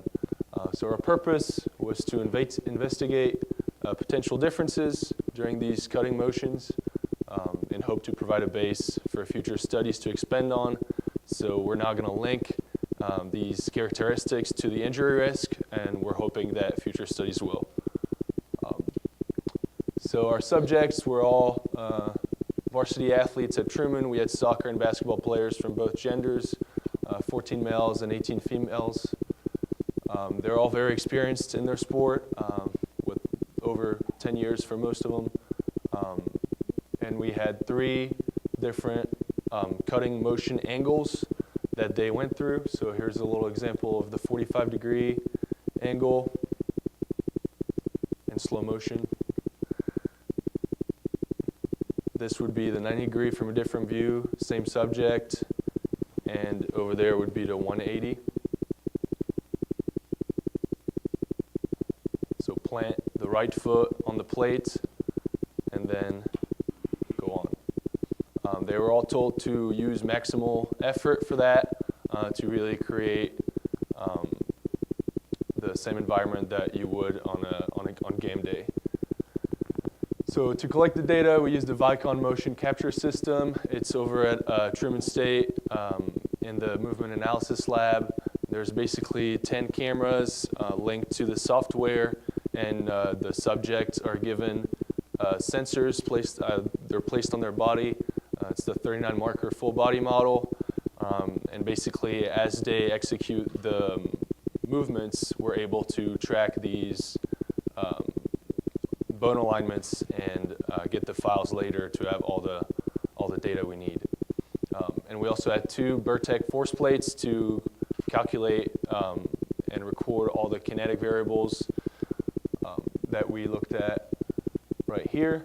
So the variables that we chose to look at were selected based on previous literature or hypothesized potential. We have internal and external rotations of the hip, knee, and spine. We have eversion of the ankle, knee valgus, which is a classic in the ACL injuries. the peak flexion of the knee, abduction of the hip. We also looked at approach and departure speed, and kinetic variables like ground reaction forces, knee torsions, other forces. And we also decided to look at the relative time of all these peak variables. So I don't have the equation up here for you, but basically it was at what percentage of the cutting step does this peak variable happen, and that proved to be important later on. For the statistics, we consulted with the Center for Applied Statistics and Evaluation at Truman and Dr. Thatcher, who was a co-author.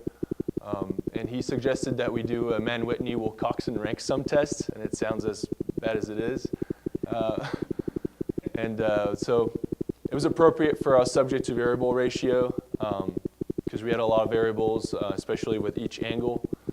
So what this test does is it sets the null hypothesis as no difference in distribution between the genders for a given variable.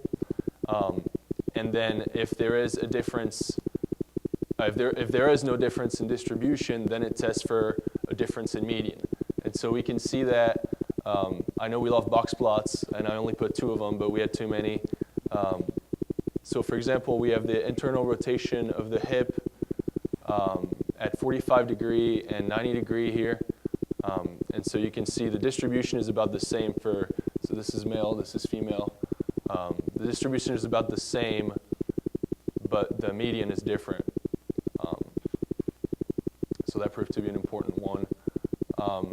We set the false discovery rate at 10% to avoid type 1 errors.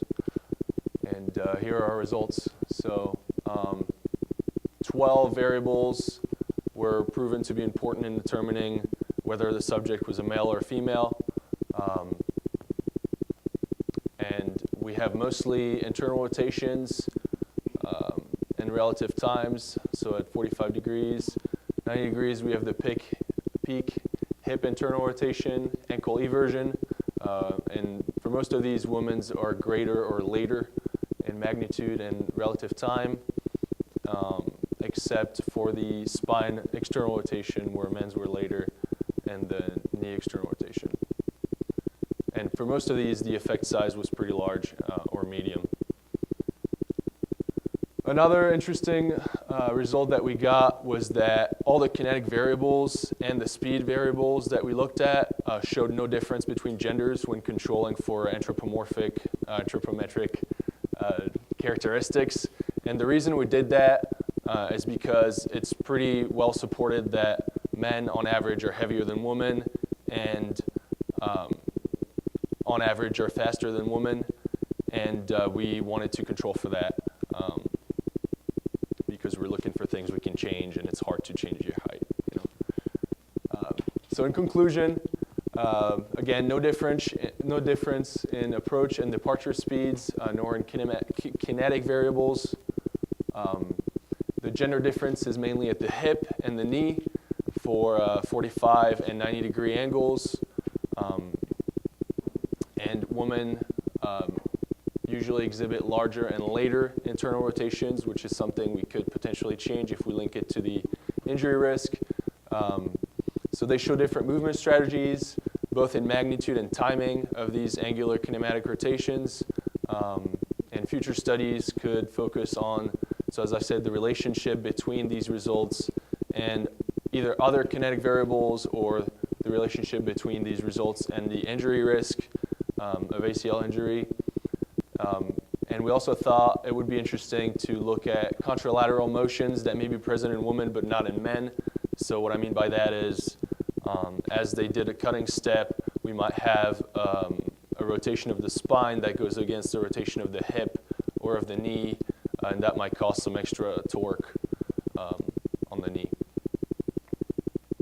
And finally, I would like to acknowledge the works of Winston Vanderhoof, who's the senior graphic designer at Truman State and helped us with the designs. Megan, Rebecca, and Abigail, who are the undergraduate students that started looking at this data and collected it years ago, and Emily Harl, who helped me out with the plug and chug and collecting the data. Thank you.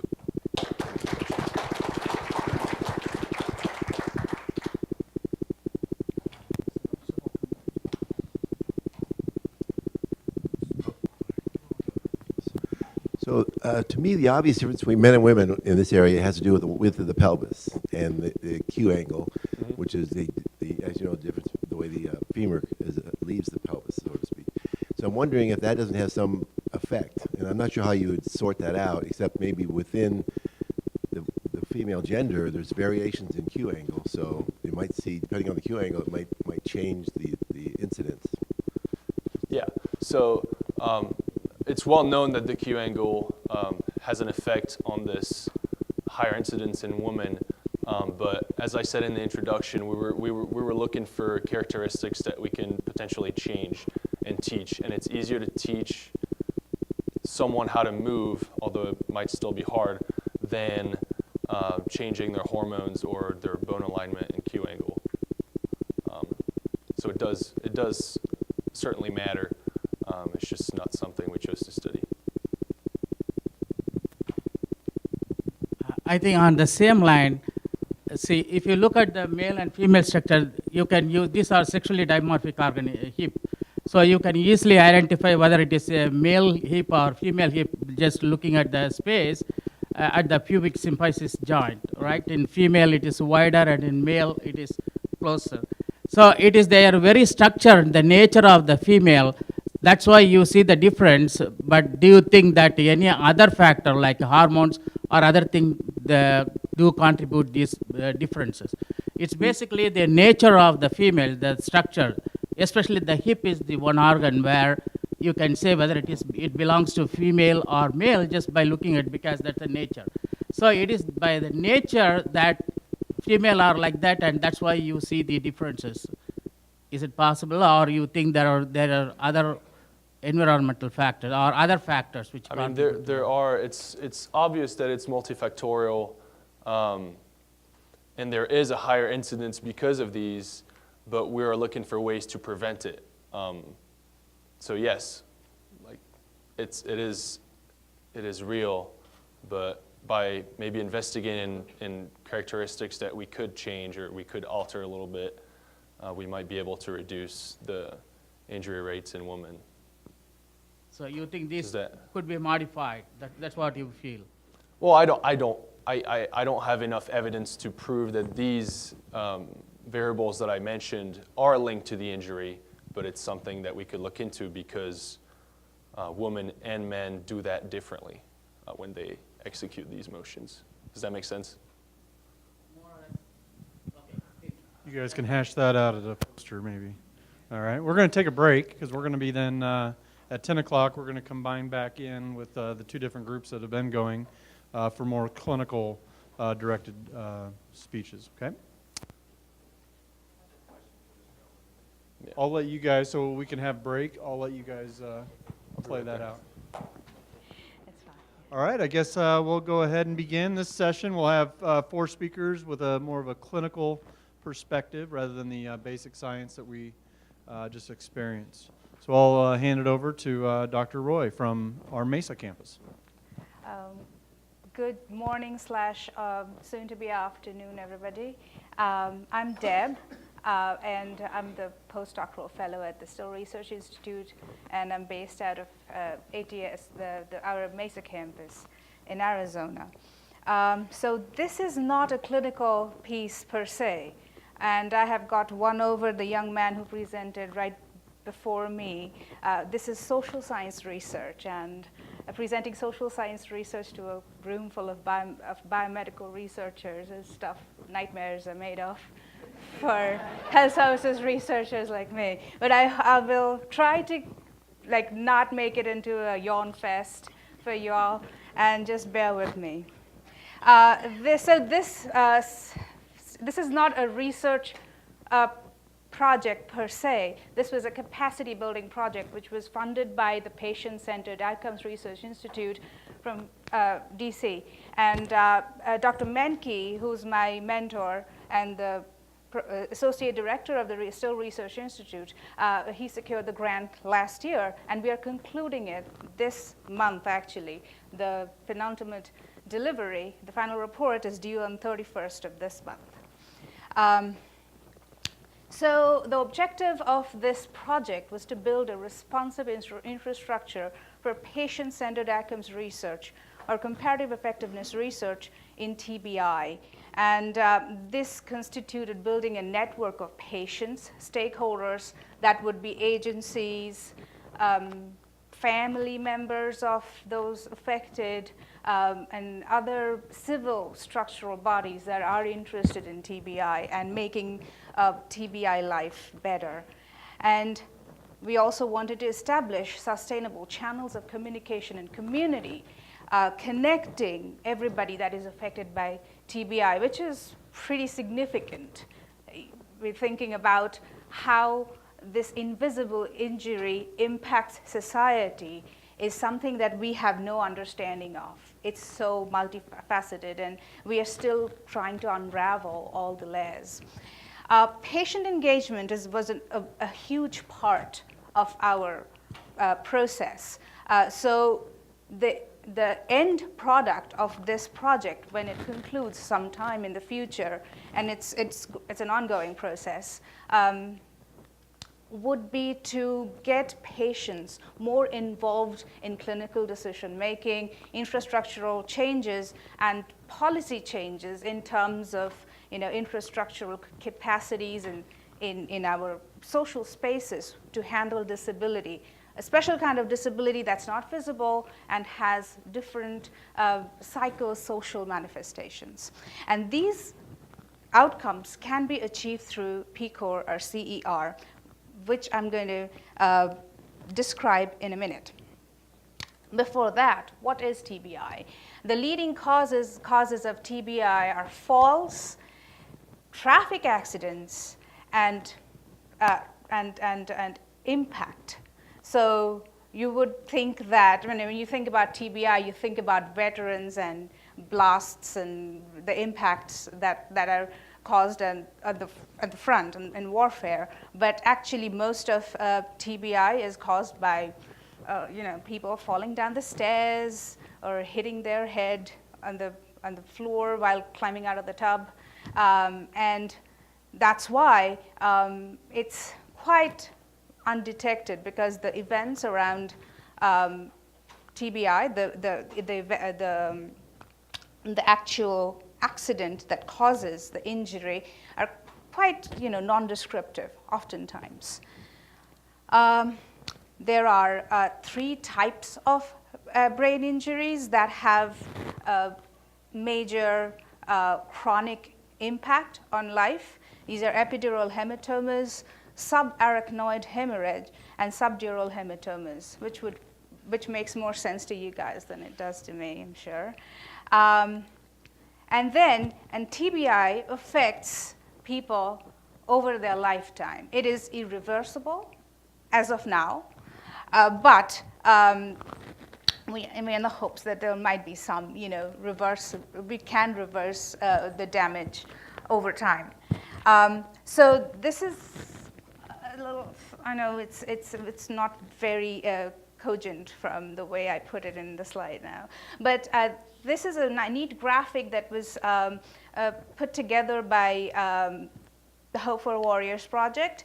And so depending on which lobe the injury is sustained in, there are different deficits that are found in patients. So in frontal lobe injury, you have a lack of focus, irritability, and language difficulty. In parietal lobe injuries, you have difficulty reading and spatial misconception. In occipital lobe injury, you have blind spots and blurred vision. In temporal lobe injuries, you have problems with short and long-term memory. In cerebellum injury, you have difficulty walking and slurred speech. And in brainstem injuries, you have changes in breathing and difficulty swallowing. So those are the most severe ones that requires kind of mechanical support. And so a little bit of epidemiology, 1.4 million cases per year are diagnosed, 235,000 hospitalizations per year, and there's a little bit of cost information for you. A hospitalization for this would include at least $1 million at discharge. It's quite expensive. And also, Some of them don't make out alive, so 50,000 deaths per year. It's a huge burden on the US healthcare system. Now, for the definitions, what is patient-centered outcomes research? And this is with the understanding or misconception that you might not know about this, so I'm going to go ahead and describe. So patient-centered outcomes research helps people and their caregivers communicate and make better healthcare decisions, allowing their voices to be heard in assessing healthcare options. Because from the provider perspective, we're doing a great job, but sometimes it's not quite in tune with the patient's values.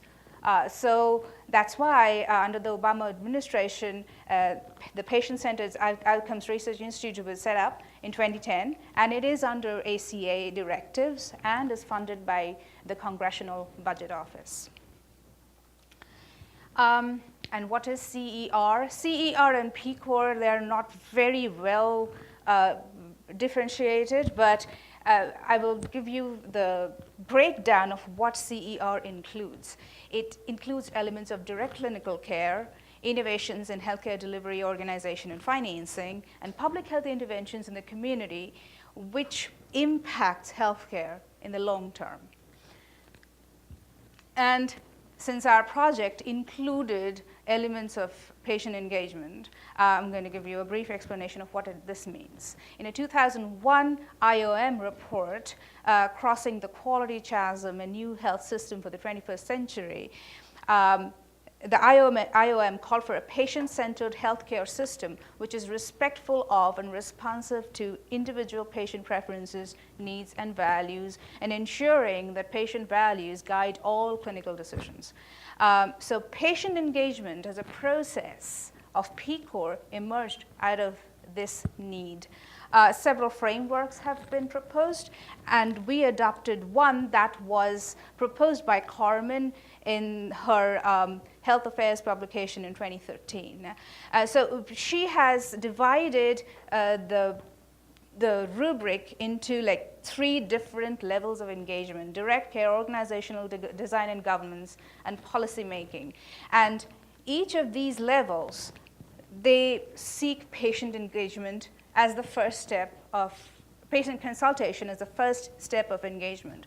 What we did in our model was combine and consolidate this patient engagement step. So in our network, we start with stakeholder buy-in. So stakeholders are physician partners in El Rio. There's a CHC in Tucson that we work closely with, and Barrow Neurology, kind of first in TBI care in the United States almost.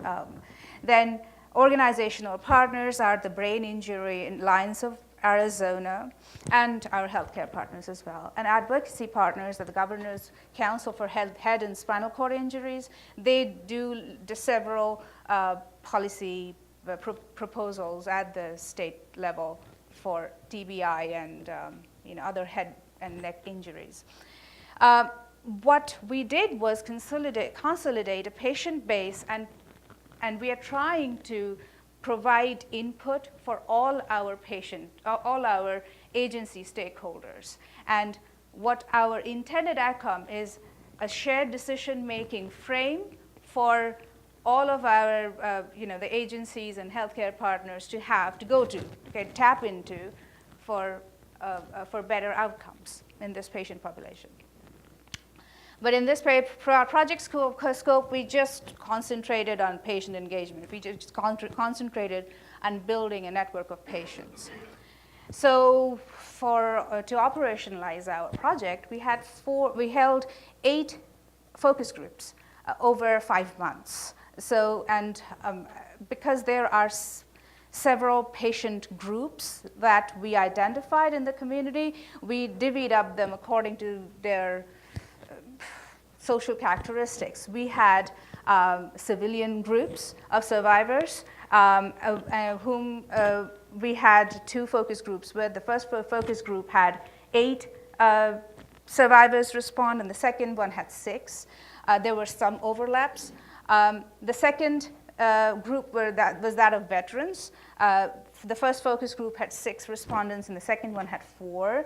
The third were caregivers or family members of civilian as well as veteran survivors. The first focus group had 8 respondents, and the next one had the equal number of respondents, and they were the same respondents who came in for both focus groups. The fourth group consisted of patients living in an assisted living facility. They had severe disabilities. Although we did conduct a focus group with the patients themselves, the data that was elicited was not good. Like, we couldn't transcribe what was happening. So that's why this is blocked out. We can't use that data. But so the second focus group we conducted in that facility, we actually discussed themes with caretakers, the staff of that facility, and they were very good proxies for the patients because they live with the patients in that facility, and they're so dedicated to their welfare, and they just sounded very genuine. So we had 5 staff fill in for the 10 patients that we discussed with. So we had 2-pronged. So after I'm gonna have to cut off due to time. Yes. I'm sorry to do that. Oh, no. But maybe we'll treat this as a teaser for a poster session. All right. So I apologize for. Oh, having to do no, so. absolutely. No. People were falling asleep anyhow. So. Oh, no, they weren't. No, it was good. It was good. It was good. No, but we'll have to move on. Let's take 1 or 2 questions, and I don't know if is there enough T's in there to generate a question? Or I can show you the slides and see if anybody's interested. This is the text analysis we did. Yeah. All right. Well, we'll just treat it. We'll just.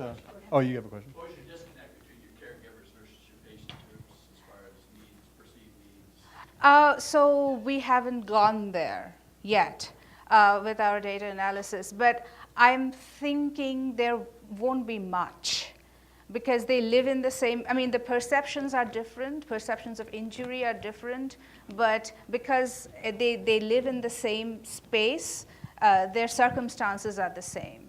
So both need validation and more ability to live by themselves, I guess, autonomy for the patient.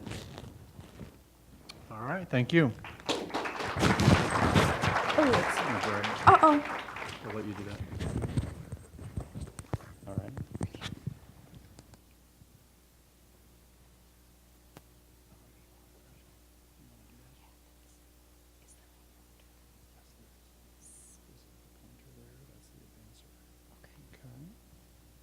That's unmuted. Do you have pockets, or you guys have pockets? I know we don't. I can hold it. Yeah. There you go. Okay, pointer. All right, we have Elizabeth today, who is a 4th year, right? Yep. Medical student out of KCOM. Good morning. So I've currently been doing my rotations actually just across the way over at NRMC, and I had the opportunity to help work up a patient who had a pretty atypical and interesting case for coronary syndrome X, which is famously misdiagnosed, underdiagnosed. And so I personally learned a lot, and hopefully you guys will also be able to learn a lot from this particular case. So without further ado, our patient was a 58-year-old Caucasian male who presented to the emergency room with 5 days duration of atypical chest pain. Specifically, he said that it was located at the mid-clavicular line at approximately the 6th intercostal space, and he described it as being sharp and stabbing-like in quality. Associated symptoms included dyspnea, nausea, as well as profound weakness. The patient's past medical history, among other things, was significant for acute coronary syndrome workup in 2009 when he had presented to a different emergency room with very similar symptoms. At that time, he underwent a number of different tests, including coronary angiography, which revealed no obstructing lesions. After that, he followed up with cardiology for a time, and then was told by the cardiologist that nothing was wrong with him from a cardiovascular standpoint, and to continue following up with his primary care provider, which is exactly what he did. So when he came to us in the emergency room, there wasn't anything really remarkable about his physical exam with the exception of morbid obesity with a BMI of 49.7, which is pretty impressive. Of course, he underwent a series of different labs, including CMP, CBC, troponins, and a coagulation panel to try to rule in or rule out different causes for his cardiac pain. For those of you who aren't familiar with troponins, I'd like to specifically point those out as they are a biomarker indicative of myocardial tissue injury. So throughout his hospital stay, we continued to trend those, and they continued to be negative. The patient also received 2 ECGs while in the emergency room, as well as a bedside echo. So as you can see from his first ECG, there's nothing really remarkable about it. There are some nonspecific changes indicating an interventricular conduction delay. Specifically, I'd like to point out that there's a little benign root polarization here, a little QRS widening down here. And if you really wanted to get out your calipers and look at this closely, there's actually a 1 millivolt ST elevation in V4 and V5. But again, nothing really that we could point our fingers to and say, oh, this is what's causing this patient's atypical angina. So 30 minutes later, the patient received another ECG. And again, I won't go into the specifics of this, but still, again, just very nonspecific changes. The patient also underwent his echocardiogram, which didn't show us anything. So specifically what we were really looking for in this was something like pericarditis, which could, of course, present with his anginal symptoms. But again, it was benign. So the patient was admitted overnight for observation as due to his heart score, which you can read here, he was at a moderate to high increased risk for experiencing a major acute coronary event. The expected outcome, or his expected stay, was going to include a myocardial perfusion imaging test the next day, which we fully expected to be unremarkable and normal, and we were planning to discharge him after doing that test. However, unexpected to us, the patient developed 8 out of 10 chest pain overnight. So the intern who was on call did the right thing, ordered an ECG, which again was unremarkable, and started an IV nitroglycerin drip. Interestingly, the IV nitroglycerin only partially relieved the patient's anginal symptoms. So the next morning, the patient was taken down to the nuclear lab where he received his myocardial perfusion imaging. So here, this is gated imaging. So gated imaging is used to show wall motion. So this is the image at rest, and this is the image at stress.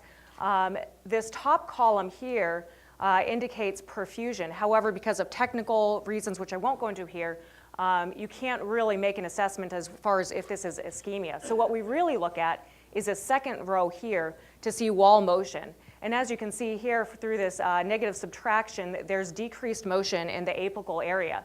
So this is anterior, oops, go over here. So anterior, posterior, septal, and the lateral walls of the heart, with the middle being in the apex. So for the scintigraphic imaging, this is where we can see whether or not there's actual myocardial ischemia. In order to diagnose myocardial ischemia, you have to have at least 2 panes on 2 different views that show the decreased perfusion. So here we have the image at stress, and this is, okay, and right below it is the image at rest. And again, we see this kind of pattern of stress and rest repeated throughout. I went ahead and I marked the areas that to me were the easiest to identify areas of decreased perfusion, indicated with a star. So for example, this is an image at rest with its matching view down below. And you can actually see decreased attenuation in the image at stress. So ideally, you would have equal attenuation in both the stress and the rest images, which clearly you do not have here. And if you'd like, after this, I can go into more detail about that. So the patient was emergently sent to the catheterization lab where he underwent angiography. When the contrast was injected into the epicardial coronary arteries, we didn't see any lesions. So here we have the left anterior descending artery, the left marginal, and then the circumflex kind of wrapping around. And then here's the right coronary artery. Had there been an obstructing lesion, you would be able to see essentially less flow of the contrast through the vessels themselves. but that wasn't the case. One thing that you cannot see from this image, though, and I wish I had the video to show you, but unfortunately I wasn't able to upload it, is that the flow through these actual vessels was very slow. So normally when you inject the contrast in, the contrast goes through very quickly and runs out through the vessels very quickly. But that was not the case in this patient. Instead, the contrast kind of lingered in these vessels. So to rectify that, we increased both the volume and the rate of contrast injection, which didn't help at all. So it became clear that the problem wasn't with our technology and our technique. It was something to do with the actual vessels themselves causing increased microvascular resistance. So what we then did was we injected 50 micrograms of adenosine. Adenosine specifically targets the microvasculature to enable vasodilation. So when that was injected into the patient's coronary arteries, it helped, it immediately improved the runoff and also immediately improved the patient's anginal symptoms. So the patient was diagnosed with microvascular angina. So what is this? It's gone by a number of different names through the years, most famously as coronary syndrome X. However, what this basically breaks down to is a mismatch between myocardial perfusion and oxygen delivery to the tissues that need it, specifically due to either a spasm or an obstruction of the microvasculature themselves. And there are different classifications here, which again I can go into in further detail later. So there have been different definitions for microvascular angina through the years. The Coronary Vascular Dysfunction International Study Group actually came up with a specific set of criteria in order to diagnose the condition. So to diagnose it, you must meet all 4 of these. However, you should be highly suspicious if your patient only meets 2 or 3 out of the 4. So essentially, the patient must have symptoms, including like nausea or atypical chest pain of myocardial ischemia, objective documentation of myocardial ischemia, such as with our patient who underwent the MPI. If the patient does have a coronary lesion, that lesion must be demonstrated to not be the cause of that patient's anginal symptoms. And then some type of way to show that there's either spasm or decreased flow through the microvasculature, which is what our patient had. So the prevalence currently is not really known. How common it is in our country. However, one thing that is becoming more and more apparent as research is ongoing is that it is much more common than was previously thought. It is more common, it seems, in females than males. The reason still is under active investigation. And there isn't any one particular thing that causes microvascular angina. So what does this mean for us as clinicians? Essentially, myocardial perfusion is bad. Patients suffer a worse outcome because they're getting decreased perfusion. And there is no typical thing that we can say, okay, this patient actually has microvascular angina. So our clinical suspicion must remain high. For patients that are exhibiting these kinds of symptoms or that we can diagnose with microvascular angina, treatment includes calcium channel blockers, specifically the dihydropyridine calcium channel blockers because they target that microvasculature, as well as beta blockers. And then there are some treatments that are underway, especially for this 30% of patients who are refractory to treatment. So I want for you guys to take home, number 1 is that microvascular angina is serious for patients and it increases their mortality. 2, I want for you guys to be highly clinically suspicious of MVA, especially with patients who continue to experience angina and despite having normal coronary arteries on angiography. And 3, treat your patients with a goal for symptomatic relief as an indication for relief of ischemia. Other questions? And actually, before questions, I'd like to give thanks specifically to Shantae McKim and Rusty Beeler for their help in this. My question's quick. Did your patient get symptomatic relief? He did. He did. I mean, it's quite interesting presentation. So my question is, why there is a spasm or constriction in the coronary artery? Is it because of atherosclerosis or any other factor? Right, so there's actually a number of different factors. So you can have obstruction, just as you can have obstruction of the larger arteries. You can have endothelial dysfunction. You can have some genetic causes, or you can have inflammation and just spasm, just as you can have spasm of the larger coronary vessels as well. Thank you. All right. Due to time, we're going to thank you at that point.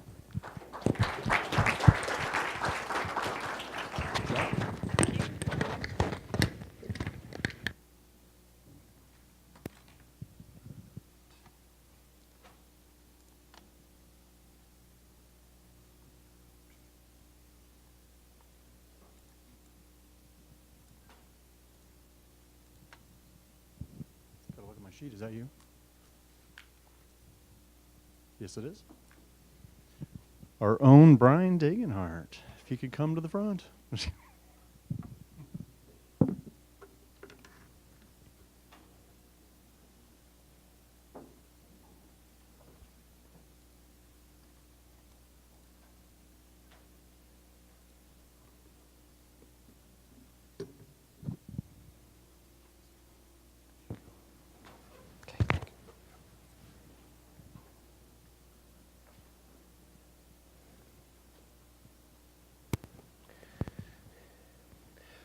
Okay, this study is looking at the analysis of osteopathic diagnosis of the sacrum by a process of objectifying sacral displacement from predetermined forces. This was done in a collaboration with a Center for Osteopathic Medicine collaboration out of Europe, housed predominantly in Italy. And Gerard Alvarez was the lead on this. He came over for a couple of months in his fellowship this summer to work with me on this work. So for background, low back pain is the condition worldwide that has the greatest level of morbidity beyond any other condition. And a significant percentage of that pain syndrome is related to the sacroiliac joint, where it's unclear. That could range anywhere between 12% to over 40%, depending upon who you read on that. And one of the initial questions was, what does the sacroiliac joint, what does it do? Does it move at all? And for decades, the overall perspective was that it does not move. And in the 1990s, finally, it was generally accepted throughout the medical community that there is some motion, but not a great deal. In the osteopathic profession from the early 1900s, we had come to the conclusion that there was motion in this joint, and we developed various ways of clinically testing that. And based off of our findings testing it, we developed models to try to describe the movement that was going on there. And based off of those models, we then developed diagnostic or treatment approaches to help people with low back pain. So this is an image of the pelvis. Here's the sacrum, the hip bones, and here's the sacroiliac joints. The sacrum tends to be wider in the front, more narrow in the back. And it has many layers of ligaments that help to provide stability to this joint. So when we're upright and when we're walking, it can sustain a lot of the forces that gravity puts on our bodies. And we have various parts of the sacrum that we look at. The sacral base is across the top part. We have posterior, superior iliac spines, a sacral hiatus, which is kind of a hole that's in the bottom part of the sacrum, and the inferior lateral angles, which is on the bottom part and on the lateral sides of the sacrum.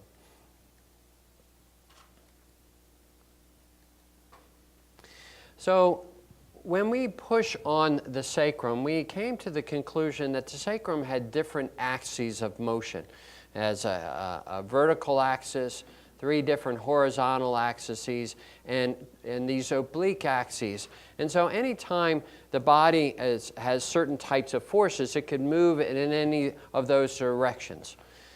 And so we wanted to see whether or not our clinical findings, where we said, okay, we're pushing on here, there is motion, it seems to illustrate that there's an axis, whether or not that was actually true. So here's an example of us. We are pushing here on the sacral base and the sulcus here. When we push down, if there is this oblique axis, it will cause this to go forward, and this part of the sacrum will come back. In the other instance, we pushed on the left side, the sacrum would move forward on that side, and then the opposite angle would be moving posteriorly. So our main goal was to objectify sacral movement characteristics and to assess our classical osteopathic sacral examination to see if our current model is valid. And we felt that the sacral movements based off of our clinical experiences would show that this movement did occur around sacral axes. And so our participants consisted of 8 young, healthy college students, a convenient sample, 4 were male and 4 were female. The study did go under IRB review, and it was deemed appropriate for human study, and all of our participants provided informed consent to participate. So our design, we used ultrasound to do static measurements of these various regions of the sacrum that I just described, so we could see the overall characteristics of the position of those certain parts of the sacrum. Then we would apply forces on various parts of the sacrum to see how it would move. And we would use since we couldn't put the ultrasound directly where we were pushing on the sacrum, we put it on the opposite side where we expected motion to be occurring in a certain manner. Those forces were up to 100 newtons of force, so certainly well beyond what is typically examined by clinicians.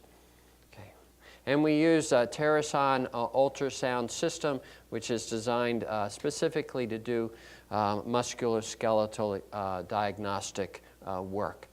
So here's our methodology. So we have this deflatable casting material which we use to help to make sure that the patient's position was secure and didn't move during the examination.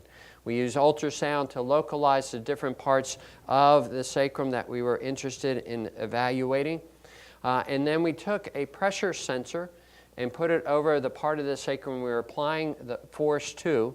And we would then watch the computer that had the readout for that pressure sensor. So we were making sure we're getting the particular range of force that we wanted to apply. And our goal was to apply that force perpendicular to the sacrum as the ultrasound was monitoring for motion on the opposite side. And so this is what our baseline assessments look like. So here we're looking across the sacral base, and here on the ultrasound you can see the sacral base. The facet joints are in here, and we have the spinous process in that point. Here we're looking down at the sacral hiatus, so here's this kind of horseshoed section that you can see displayed here. And so we made measurements for depth to look at the overall position of the sacrum. And then for the sacral sulcus, we identified the posterior superior iliac spine and then measured down to the sacral base to measure these various parameters. And then finally at the inferior lateral angles. So then we induced motion, and there are different terms for the motion that we applied, and that's clinically relevant, but I'll be able to describe them. So here we are pushing on that sacral base at the inferior portion of the sacrum, at the inferior, down by the coccyx area, and normally, if our model was true, we would expect that it would be moving around a transverse axis, and that as this would descend down, we would expect the sacral base to be coming back up, so it's rotating around that, or pivoting around that midline axis. Here, we then alternated and applied force at the sacral base and then monitored at the other direction. And once again, what we expect is that that sacrum went forward, that the inferior portion would be coming up. And as you can see in both of those diagrams, we found that the other side of the sacrum actually continued to move down with our force and not coming back out towards the skin as the model projects. And then when we were looking at the oblique axis, so here we're pushing on the inferior lateral angle, and we'd expect this part of the sacrum to come up. What we are seeing is this portion of the sacrum is going downward. And so this is the consistent story that we had for all of the different landmarks that we were evaluated. That as we pushed on one portion of the sacrum, instead of the opposite part of the sacrum coming up, they were coming down. So our preliminary conclusions is that the existence of motion around these axes when we are performing standard motion testings of the sacrum was not confirmed by our study. That these sacral axes, as we have developed it, does not apply to when we are doing our typical diagnostic procedures. And structurally, we think it clinically makes sense. So we showed all of the ligaments that are there to try to hold the sacrum in place. But we also showed in the very beginning that the sacrum basically sits back into the pelvis, and those ligaments hold him stable. And so when we're pushing, no matter on what part of the sacrum, we are pushing that sacrum forward and kind of dislodging it from within that pelvic ring. That does not necessarily mean that what is being done in the clinical arena is wrong. It just means that our understanding of these motion around these axes has not been confirmed. It does not occur as we think. But as I said, it does not necessarily invalidate the usefulness of this diagnostic model.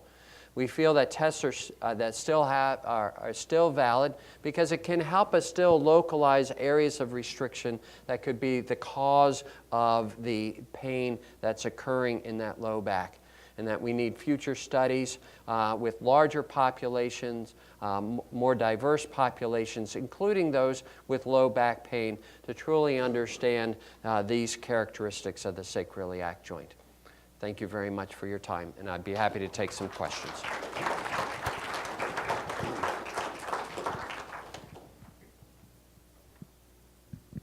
So with the setup on the frame and the table and the patient, so what were the measures taken just to ensure that with the force that the whole system wasn't moving inferiorly, and then what was the standard of error measure for the system? Yeah, so we having cradled the person into this deflatable casting material, we had done some preliminary testing to make sure that what we were just seeing wasn't, changes in the body moving into the cushion of the table and so forth. And then, we had a lot of data that we could show you, but we repeated the measure multiple times. We had very small errors around them. We had a consultant who was an MD specialist in ultrasound look at our data, who confirmed the rigor of our data and feels that it was very well done. Okay.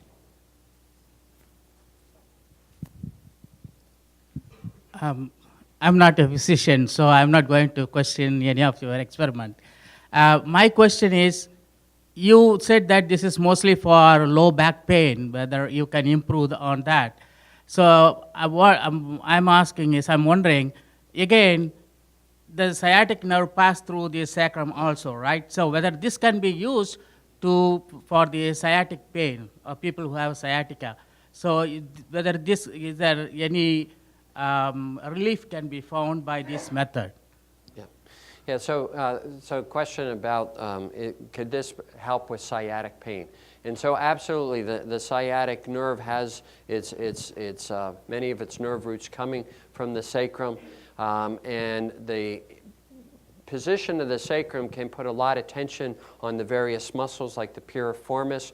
Sometimes that sciatic nerve actually goes through it, or on various sides of that. Anytime you have hypertonicity and then tension and pressure around a nerve can cause pain. And so if we can find areas, and this is the osteopathic model of restriction of that sacrum, and we are able then to help to improve the biomechanics of that, that takes the strain off of those tissues, the pressure on the nerve, and improve the symptoms. And certainly that has been our clinical experience using manipulative medicine over the last 100 years. We're still trying to understand why, what are the mechanisms underlying that effectiveness. Thank you. Next.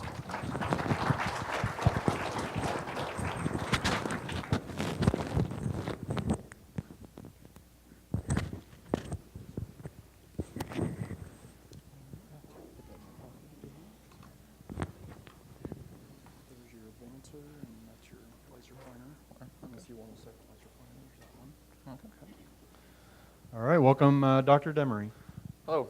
For everyone that doesn't know me in here, I'm Dr. Demery. I'm one of the fourth-year residents here at Northeast Regional Medical Center in General Surgery. So, as you can see, we decided to do a retrospective analysis looking at the geriatric population for rib fractures here at Northeast Regional Medical Center. So I do want to go ahead and point out special thanks to Jess Settingkin, Dr. Blanky, and Dr. Danks for being part of this study. So we decided to do geriatric rib fractures for multiple reasons. One, as everyone probably in here that's been following the news, our geriatric population throughout the country is aging. Currently, they say we have about 43.1 million, which is about 13% of the population is considered geriatric.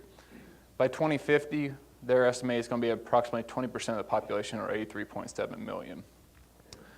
Data that's already been published for larger retrospective studies show that mortality from geriatric rib fracture is about double the general population, which a lot of studies consider the general population being from the age about 18 to 64. And everyone knows that the healthcare expenses, the longer you're in the hospital, the older that people are with different comorbidities, go up extensively. So when I was actually looking at some research, the average day in the ICU is $3,000 to $4,000. That's if they do not require mechanical ventilation, surgeries, excessive imaging studies, which can easily cause the daily cost to be over $10,000. So, and also, even when they get out of the ICU, it still has hospital bills to pay. This is just the average I was able to find throughout the country. One thing I will say, when I looked at this data, it showed that the reimbursement rates from different hospitals and different states varied widely, depending on whether profit, nonprofit, or government hospitals. And then looking at our own institution, we currently have no guidelines for geriatric rib fracture management. So this is just a chart I found from the U.S. Census Bureau that was done in 2012. It kind of showed what are the population distribution for different age groups we're currently at, and then what they 2020, 2030, 2040, and 2050, and just how the population is aging. And you can see it just pretty much goes up. So in this study, we decided to look at the age for inclusion criteria, anyone being over the age of 60. The reason we chose 60 is because when I attended a trauma conference a couple of years ago now, one of the researchers that was being presented, were looking at surgery performing rib plating, and they decided that they were missing a certain subset of patients about the age of between 60 and 64 that they deemed would have been better to be placed in a geriatric population study to get plating done earlier. So we decided to drop the age down to 60 to try to help prevent missing people that may have been better in the geriatric population. And then the other one, they had to present to our emergency department. So anyone that was a transfer out or a transfer in from a different facility didn't make it into our study. So to actually find these patients, we obtained the ICD-9 and ICD-10 codes. We had to actually go through the finance office considering our health care records. Recently, when they switched over to ICD-10, did not have access to ICD-9 codes. So we went back through and had to look at every chart to determine the complications, and if they met criteria to be in the study. So when we looked at this, pretty much when we looked at the management, we decided to look at whether they actually admitted from the ER or if they were discharged home, and then if they had readmission. So as you can see, in our research timeline, which we did retrospective of 5 years, we had between 1 and 9 rib fractures. We had 65 patients that actually met inclusion criteria. And as you can see, and I'll just draw your attention down to these numbers. Patients, there was no correlation or any type of reasoning behind who actually admitted the patient with service, because we had multiple services admitting, both being family medicine, internal medicine, orthopedic surgery, and general surgery. Just to kind of give, I know a few of you in here are non-clinicians, but when I've done out rotations in different trauma settings, usually in the geriatric population, anyone that had 2 rib fractures or more at least got placed in the hospital overnight to watch and make sure their pain was controlled and to know what symptoms to look for in case they needed to represent to the hospital. As you can see, a lot of patients from our ER was discharged home, even up to the point of 7 rib fractures, which this patient did come back a few days later. So these are the other things we looked at in this study. So we looked at rib fractures days that they actually made it into the hospital. It pretty much, the more rib fracture, the more days. However, there was a decrease here, which when we looked at the chart specifically, for multiple reasons. Either a few of them actually passed away, and then either they were transferred to a higher level of care, or they were discharged from the acute setting and either or discharged to a swing bed or to a skilled nursing facility. So other things we looked at, whether they had complications. Pleural effusions were the most common complication we saw, but we did see multiple people either represent or develop sepsis, either to acute respiratory failure or a pneumonia, and then we did have a few patients pass away during the study period. So this is just kind of we also looked 30-day readmissions. So this was developed on any patient who presented to our emergency department, either discharged home or got admitted and then discharged and then ended up representing. So we had 12 patients that actually ended up getting readmitted for some complication, which ends up being about just under a 20% readmission rate, which is pretty high. So kind of the summary looked at that didn't make to end up helping with the study. Patient who presented to our emergency department averaged about 3.49 rib fractures. But of the patients that actually ended up getting admitted, we had 4.2 rib fractures and ranged from 1 to 9 rib fractures. So we looked at complications being the ones that are listed or readmissions, and for everyone that got admitted, they averaged about 1.4 complications. So patients could have multiple, either pleural effusion, end up developing pneumonia, sepsis. And we ended up having a 7.9% mortality rate, which is below the national average. But as we have a small study group and patients were transferred for other higher levels of care, which we don't know what ended up happening to those patients, we had a little bit lower. So like I said, readmission rate was about 18%, and the average hospital stay was 5.2 or 5.62 days, which, as you can see with the numbers of for stay in the hospital, either ICU or just on the general surgical floor, can be a very expensive stay, especially for patients who may or may not have insurance. So, and 3 patients ended up being transferred during the study period. So what we concluded is that we need guidelines and to try and determine try to identify people early that are presenting to the emergency department who would benefit from being in the hospital versus sent home to try to help decrease complication rate. So, and one thing with that, not every institution, especially rural communities, have all the resources available. So looking at multiple organizations put out different trauma criteria when dealing with geriatric rib fractures, and we have to actually tailor ours to try to determine what resources we have available and try to provide the best for our patients. So take-home message is trying to recognize these patients that are at risk of having complications early and trying to get them taken care of in a timely manner to make sure that they either decrease readmission rates and help conserve our resources in an ever-growing population and shortage of resources throughout the country. So those are some of the sites I had for earlier research. Any questions?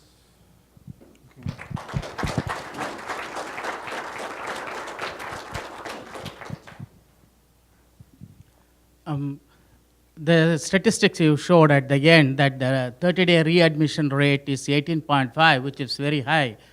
Have you ever looked into the reason why there is a readmission? And the reason why I'm asking is you are looking at geriatric patients. So there is andropause in males and the menopause in the females where they ran out of the hormones, like estrogen in the females, they are more prone to osteoporosis, so the rib fracture takes place. So when you plan out how to prevent it, did you include any hormonal therapy or anything? No, not in our study we didn't. And mostly we just looked at to see what happened. I did look through, when we were looking through the charts,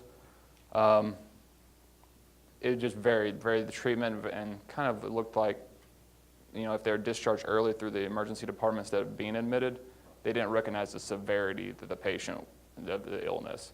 Like I said, 7 rib fractures is a pretty high number of rib fractures to be discharged from the emergency department.